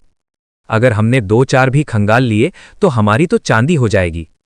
हान ली ने अपना सिर झटका और आगे बढ़कर उस खंभे को सहलाया, फिर बोला, शायद, पर जब इस पहाड़ को सील किया गया होगा तो वो लोग अपना सारा बोरिया बिस्तर समेट कर ही निकले होंगे। मुझे नहीं लगता यहां कुछ ज्यादा मिलने वाला है। वैसे देखा जाए तो ये खंभा ही अपने आप में एक बड़ा खजाना है। इतने सालों से खड़ा खड़ा इसने न जाने कितनी स्पिरिचुअल की सोख ली है, जबकि इसे बनाने में कोई ज्यादा कारीगरी भी नहीं की गई। वो दोनों एकदम चौंक गए और बोले, क्या ये खंभा एक खजाना है? और फिर से उसे गौर से देखने लगे। देखने में तो वो बस एक आम पत्थर लग रहा था, भले ही उसमें थोड़ी बहुत स्पिरिचुअल की थी, पर वो इतनी भी नहीं थी कि उससे कोई मामूली हथियार भी बनाया जा सके। वो दोनों हानली को ऐसे देख रहे थे जैसे उसकी अकल ठिकाने न हो। हानली हल्का सा मुस्कुराया और बोला, लगता है आप लोगों को यकीन नहीं हो रहा, पर मुझे पूरा भरोसा है। हालांकि वो ऊपर से शांत दिख रहा था, पर सच तो ये है कि वो खुद भी अंदर से उलझन में था। उसे भी इसमें कुछ खास नहीं दिख रहा था। उसने ये बात सिर्फ इसलिए कही थी क्योंकि उसके थैले स्पिरिट बीस्ट पाउच में आराम कर रहा आर्मर्ड अर्थ ड्रैगन उस पत्थर के पास आते ही पागलों की तरह तड़पने लगा था। वो जानवर लगातार आवाजें निकाल रहा था, जिसका साफ मतलब था कि ये कोई ऐरी गैरी चीज नहीं है। हानली ने अपनी ब्राइट साइड स्पिरिट आइज का इस्तेमाल किया, पर उसे भी कुछ नजर नहीं आया, जिससे उसका शक और गहरा गया। पर अपनी साख बनाए रखने के लिए उसने 2-4 भारी बातें पेल दी। फिर उसने उस खंभे पर अपना हाथ रखा और उसे आसमानी रोशनी से सराबोर कर दिया। वो पत्थर का खंभा कांपने लगा और उसकी चमक सिमटने लगी। जब वो खंभा अपने असली साइज से आधा रह गया तो हानली ने अपनी भौएं चढ़ाईं और अपना हाथ झटका ताकि वो उसे उखाड़कर अपने स्टोरेज पाउच में डाल सके। जैसे ही वो खंभा जमीन से 1 फुट ऊपर उठा, न जाने क्या जादू हुआ। उसमें से गुनगुनाने की आवाज आई और वो सफेद रोशनी से झिलमिला उठा। तभी हानली को महसूस हुआ कि वो पत्थर अचानक बहुत भारी हो गया है और उसका काबू पूरी तरह टूट गया। एक जोरदार धमाके के साथ वो खंभा अपनी पुरानी जगह पर गिर पड़ा और पूरी धरती डोल गई। उस झटके से उन तीनों के कान सुन्न हो गए और उस पत्थर की सतह नीचे से ऊपर तक धीरे धीरे चटकने लगी। हानली की आंखों में एक अजीब सी हलचल हुई और उसने आंखें सिकोड़कर बोला, ये तो... ओरी दादा, इस पत्थर की सतह तो देखो। इससे पहले कि हानली अपनी आंखों से पूरा माजरा समझ पाता, ओल्ड मैन फू ने अचानक उस चटकते हुए पत्थर के पिछले हिस्से की तरफ उंगली दिखाई और डर के मारे चिल्लाते हुए बोला, हानली, पीछा देखो, वहां कुछ अजीब हो रहा है। हानली ने अपनी भौहें सिकोड़ी। उसे अच्छे से याद था कि उस पत्थर के पीछे कुछ नहीं था, लेकिन बुढ़ऊ बिना किसी बात के ऐसे नहीं चिल्लाता। हानली ने पलक झपकते ही अपनी जगह बदली और पत्थर के पीछे जा खड़ा हुआ, पर जो उसने देखा उसे देखकर उसके भी होश उड़ गए। टूटे हुए पत्थरों के बीच से एक चमकता हुआ नीला पत्थर बाहर झांक रहा था। हानली ने अपनी आंखें मलते हुए उलझन में बोला, क्या ये स्पिरिट स्टोन्स हैं? उसे अपनी आंखों पर यकीन नहीं हो रहा था। उसने तुरंत अपनी उंगलियों को झटककर 10 से ज्यादा नीली तलवार जैसी धारदार ऊर्जा सॉर्ड की छोड़ी, जिसने पत्थर की ऊपरी हिस्से को घेर लिया। चारों तरफ धूल और पत्थर के टुकड़ों का गुबार छा गया। उसकी सॉर्ड की इतनी तेज थी कि पल भर में ही पत्थर की ऊपरी परत छिल गई और अंदर का असली नजारा दिखने लगा। हानली ने अपनी उंगलियों के इशारे से उस नीली रोशनी को वापस खींच लिया। अब सामने 1 मीटर ऊंचा गहरे नीले रंग का क्रिस्टल का स्लैब यानी टुकड़ा चमक रहा था। ये कोई मामूली पत्थर नहीं था, बल्कि नीली रोशनी से लबालब भरा हुआ था। पत्थर का बाहरी हिस्सा तो बस एक खोल जैसा था, असली माल तो इसके अंदर छिपा था। बाय याओई ने अपनी तेज नजरों से उसे घूरते हुए बड़े दावे के साथ बोला, ये कोई बर्फ वाला स्पिरिट स्टोन नहीं है और न ही इसमें बर्फ जैसी कोई अंदरूनी शक्ति महसूस हो रही है। हानली ने उस क्रिस्टल पर उकेरे हुए पुराने जमाने के जादुई निशानों को देखते हुए बड़े ध्यान से बोला, इसमें कोई शक नहीं कि यह स्पिरिट स्टोन नहीं है। इसे किसी और चीज में बदला भी नहीं जा सकता, और देखो इसकी सतह पर कुछ लिखा भी है। उसने गहरी सांस ली, अपनी पूरी ताकत बटोरी और अपना हाथ आगे बढ़ाया। अचानक नीली रोशनी का एक बड़ा सा हाथ हवा में प्रकट हुआ और उसने उस भारी पत्थर को पकड़कर बाहर खींच लिया। पत्थर इतना भारी था कि किसी आम आदमी की कमर टूट जाए, लेकिन हानली ने अपनी अंदरूनी शक्ति के दम पर उसे बाहर खींच ही लिया। अब वो नीना चमकता हुआ पत्थर हानली के सामने था, जिस पर पुराने जादुई निशान रह रहकर चमक रहे थे। उसे देखते ही हानली का दिल जोर से धड़का, पर उसने चेहरे पर कोई शिकन नहीं आने दी। उसने झटपट अपने हाथों से एक मुद्रा बनाई और पत्थर की तरफ इशारा किया।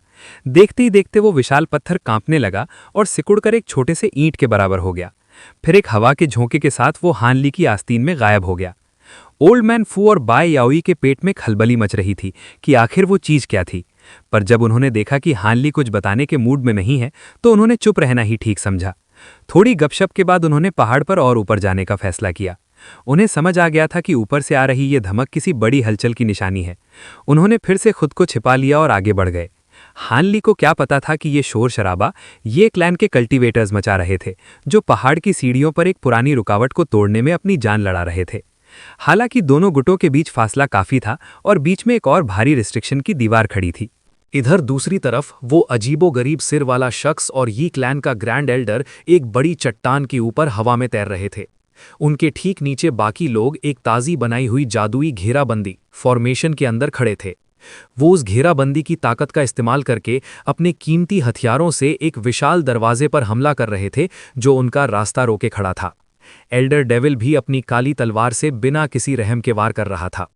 उस दरवाजे से रह रहकर रोशनी की किरणें निकल रही थीं जो हर हमले को झेल जा रही थीं। वो दरवाज़ा खुद में ही कोई जादुई खजाना लग रहा था। बड़े सिर वाले उस अजीब शख्स ने अपनी नज़रें उस दरवाजे से हटाकर सफ़ेद कपड़े पहने विद्वान स्कॉलर की तरफ घुमाई और चिंता में डूबकर बोला, भतीजे, तुम्हें क्या लगता है इस मायरिएट कल्टीवेटर गेट को तोड़ने में अभी और कितना समय लगेगा? स्कॉलर ने बिना किसी हड़बड़ाहट के बड़े सधे हुए लहजे में बोला, मुझे लगता है अभी एक दिन और लगेगा। ये दरवाज़ा उम्मीद से कहीं ज़्यादा टेढ़ी खीर निकला। पुराने ज़माने में इसका इतना नाम यूं ही नहीं था। बड़े सिर वाला शख्स थोड़ा चिढ़कर बुदबुदाया, हम बहुत लेट हो रहे हैं। अगर हम खुद हाथ आजमाते तो शायद आधा समय बच जाता। पर उसने मदद के लिए हाथ आगे नहीं बढ़ाया। स्कॉलर ने बड़ी शांति से जवाब दिया, चूंकि यहाँ लॉयन हॉक जैसे खतरनाक पुराने जानवर घूम रहे हैं तो हमें अपनी ताकत बचाकर रखनी होगी। एक दिन की देरी मंजूर है, लेकिन ऐन मौके पर कमजोरी भारी पड़ सकती है।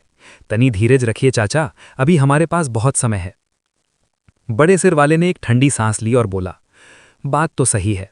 अगर दूसरे सेक्स के नेसेंट सोल कल्टीवेटर्स आ भी गए तो उन्हें रास्ता खोजने में वक्त लगेगा। पर यह दरवाज़ा हमारा इतना वक्त खा रहा है, पता नहीं आगे और कितनी रेस्ट्रिक्शंस मिलेंगी। स्कॉलर ने उसे दिलासा देते हुए बोला, चिंता काहे करते हैं चाचा, हमारे यी क्लैन ने सालों की प्लानिंग के बाद ये कदम उठाया है। हमारे पास ऐसी गुप्त चीज़ें हैं जो किसी भी रेस्ट्रिक्शन के परखच्चे उड़ा दे। बस अभी उन्हें बाहर निकालने का सही वक्त नहीं आया है। इतना सुनकर उस शख्स का चेहरा थोड़ा खिला। चलो तब तो ठीक है। लेकिन तभी अचानक उसकी नाक सिकुड़ी और चेहरा उतर गया। उसने बिना कुछ कहे अपनी उंगली झटकी और पास के एक 100 मीटर दूर पेड़ पर पीली तलवार जैसी ऊर्जा स्वॉर्ड की बौछार कर दी। जैसे ही पेड़ गिरा, वहां एक हरे बालों वाला और चांदी जैसे पंखों वाला राक्षस दिखाई दिया। उस राक्षस ने अपने पंख फैलाए और उन हमलों को ऐसे झटक दिया जैसे मक्खी उड़ा रहा हो। फिर उसने एक डरावनी चीख मारी और नीचे खड़े कल्टीवेटर्स को ठंडी नज़रों से देखा। उसने एक बार स्कॉलर और उस शख्स को घूर कर देखा और अपने पंख फड़फड़ाते हुए हवा में गायब हो गया। वो इतनी तेज था जैसे हवा में ही मिल गया हो। उसे पकड़ने की कोशिश न करते हुए बड़े सिर वाले शख्स ने गंभीर होकर बोला, क्या मैंने सही देखा? ये तो हवा की तकनीक में उस्ताद निकला, बिल्कुल पुराने किस्सों वाले सिल्वर विंग्ड नाइट फींड जैसा। अगर इसकी देह से मुर्दे जैसी गंध ना आ रही होती तो मैं इसे पकड़ ही ना पाता। स्कॉलर ने उस तरफ देखते हुए जहां वो गायब हुआ था बदहवास होकर बोला, मुर्दे की गंध?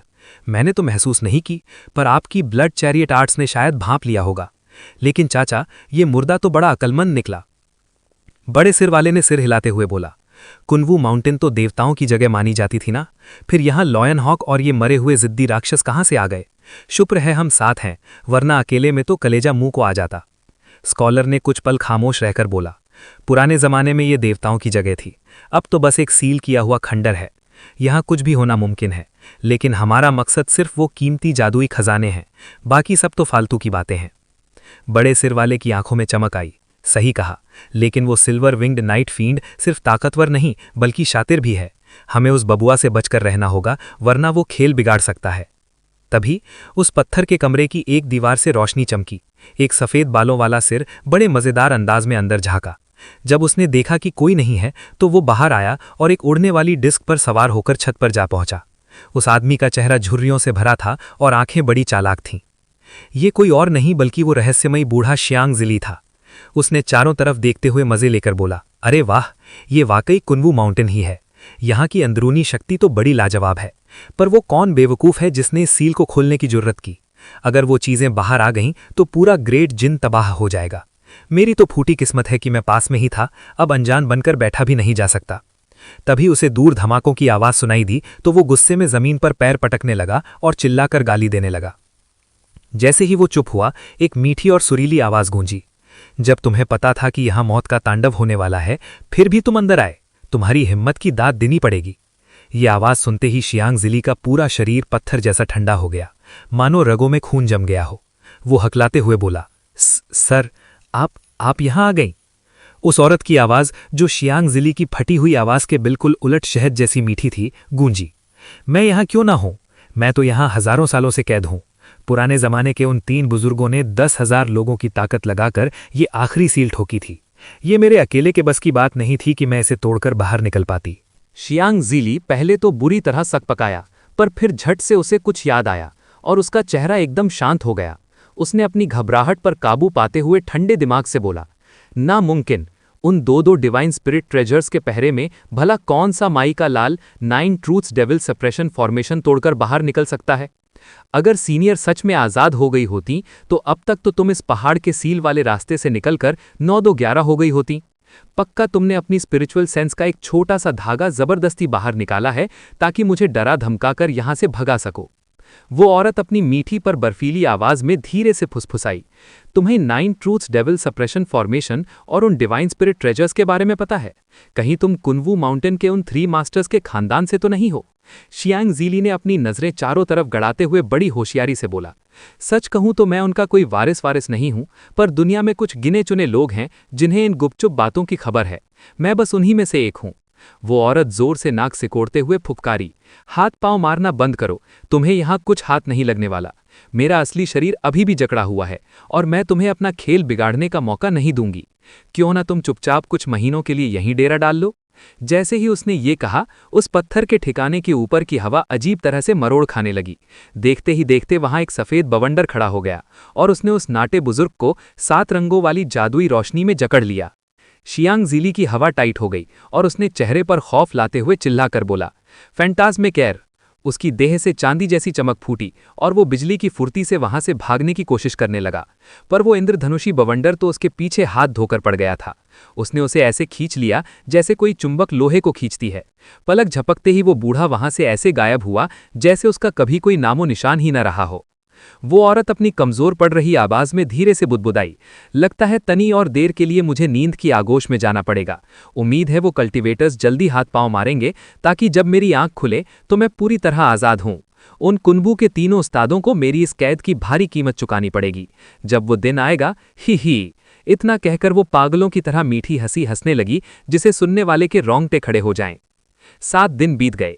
ये क्लैन के धुरंधरों ने मिलियन कल्टीवेटर गेट को तो तहस नहस कर दिया, पर आगे बढ़ते ही वो एक ऐसे इल्यूजन फॉर्मेशन के जाल में फंसे कि उन्हें दिन में तारे दिखने लगे।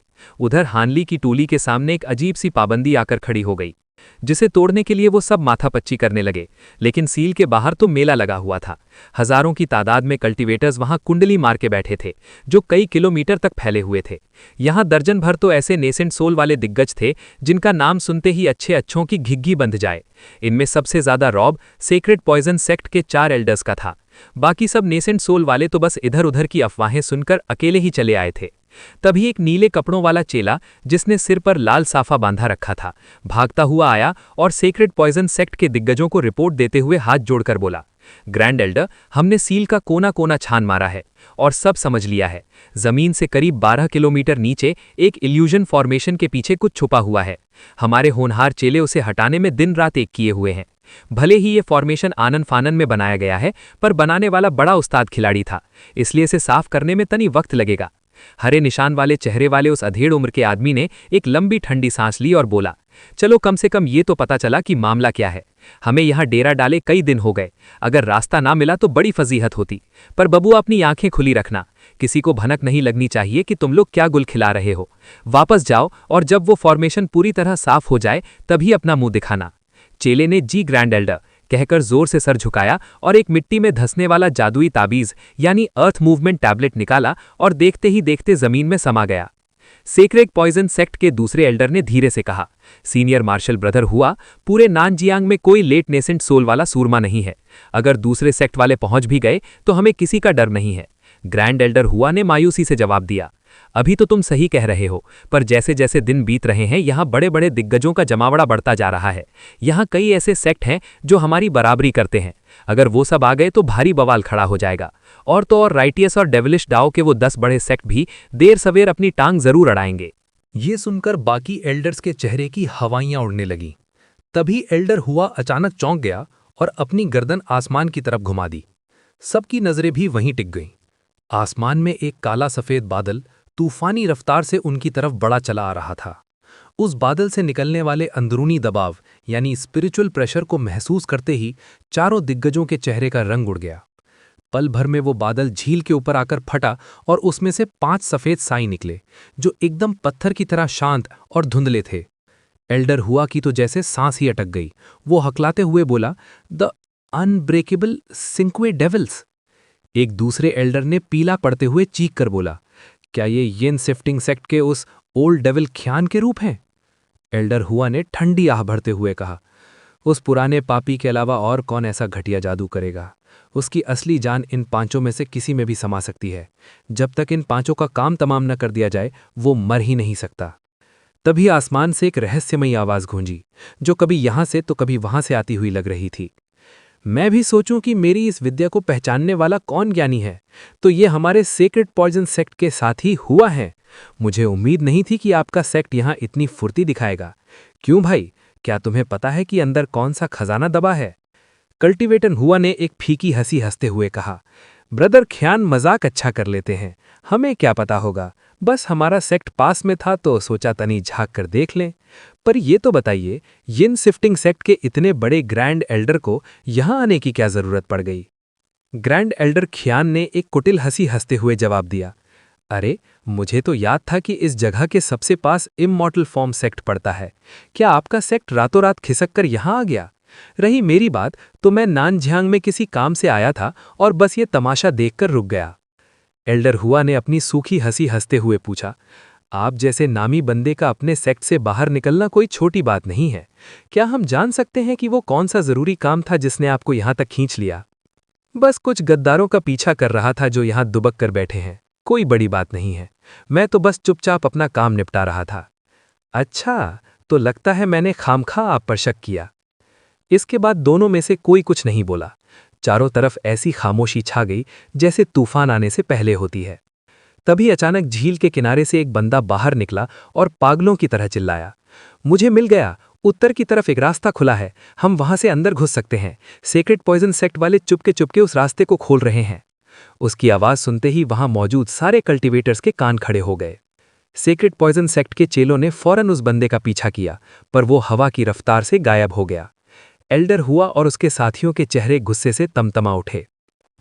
ओल्ड डेविल खियान जोर से ठहाका मारकर हंसा, तो ये बात है, मुझे भी जादू टोने की थोड़ी बहुत समझ है, मैं भी तुम्हारी मदद कर देता हूं। मैं तो चला अंदर। इतना कहते ही उसके 5 साए झील के नीचे गायब हो गए। जल्दी चलो, वो ओल्ड डेविल खियान बड़ा बेरहम है, वो हमारे चेलों का कचरा कर देगा। हुआ ने झट से एक पीला झंडा निकाला और उसे लहराया। एक पीला बादल उठा और पलक झपकते ही सेक्रेड पॉइजन सेक्ट के सारे लोग जमीन के नीचे धंस गए। ये देखते ही बाकी सब भी चूहे की तरह जमीन खोदकर नीचे भागने लगे।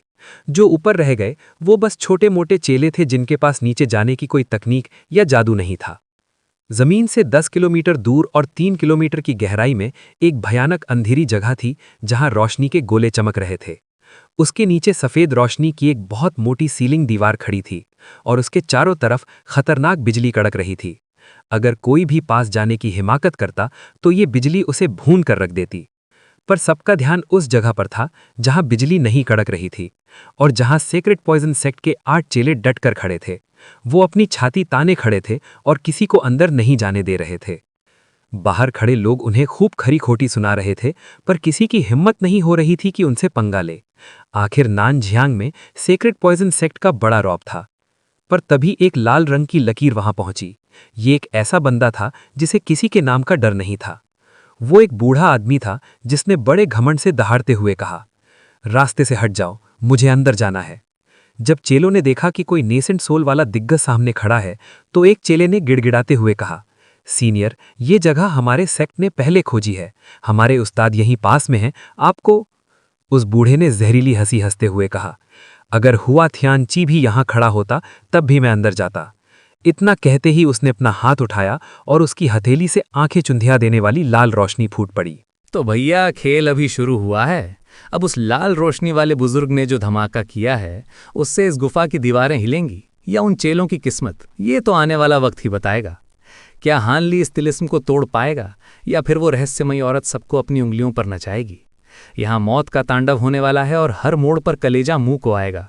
तो बस इक्का बवाल है और आगे क्या क्या गुल खिलने वाले हैं ये जानने के लिए अपने भाई के चैनल को अभी सब्सक्राइब करो और वो बेल आइकन को ज़रूर दबा देना, ताकि जैसे ही अगला पार्ट आए आपके फ़ोन की भी घंटी टैं से बज जाए।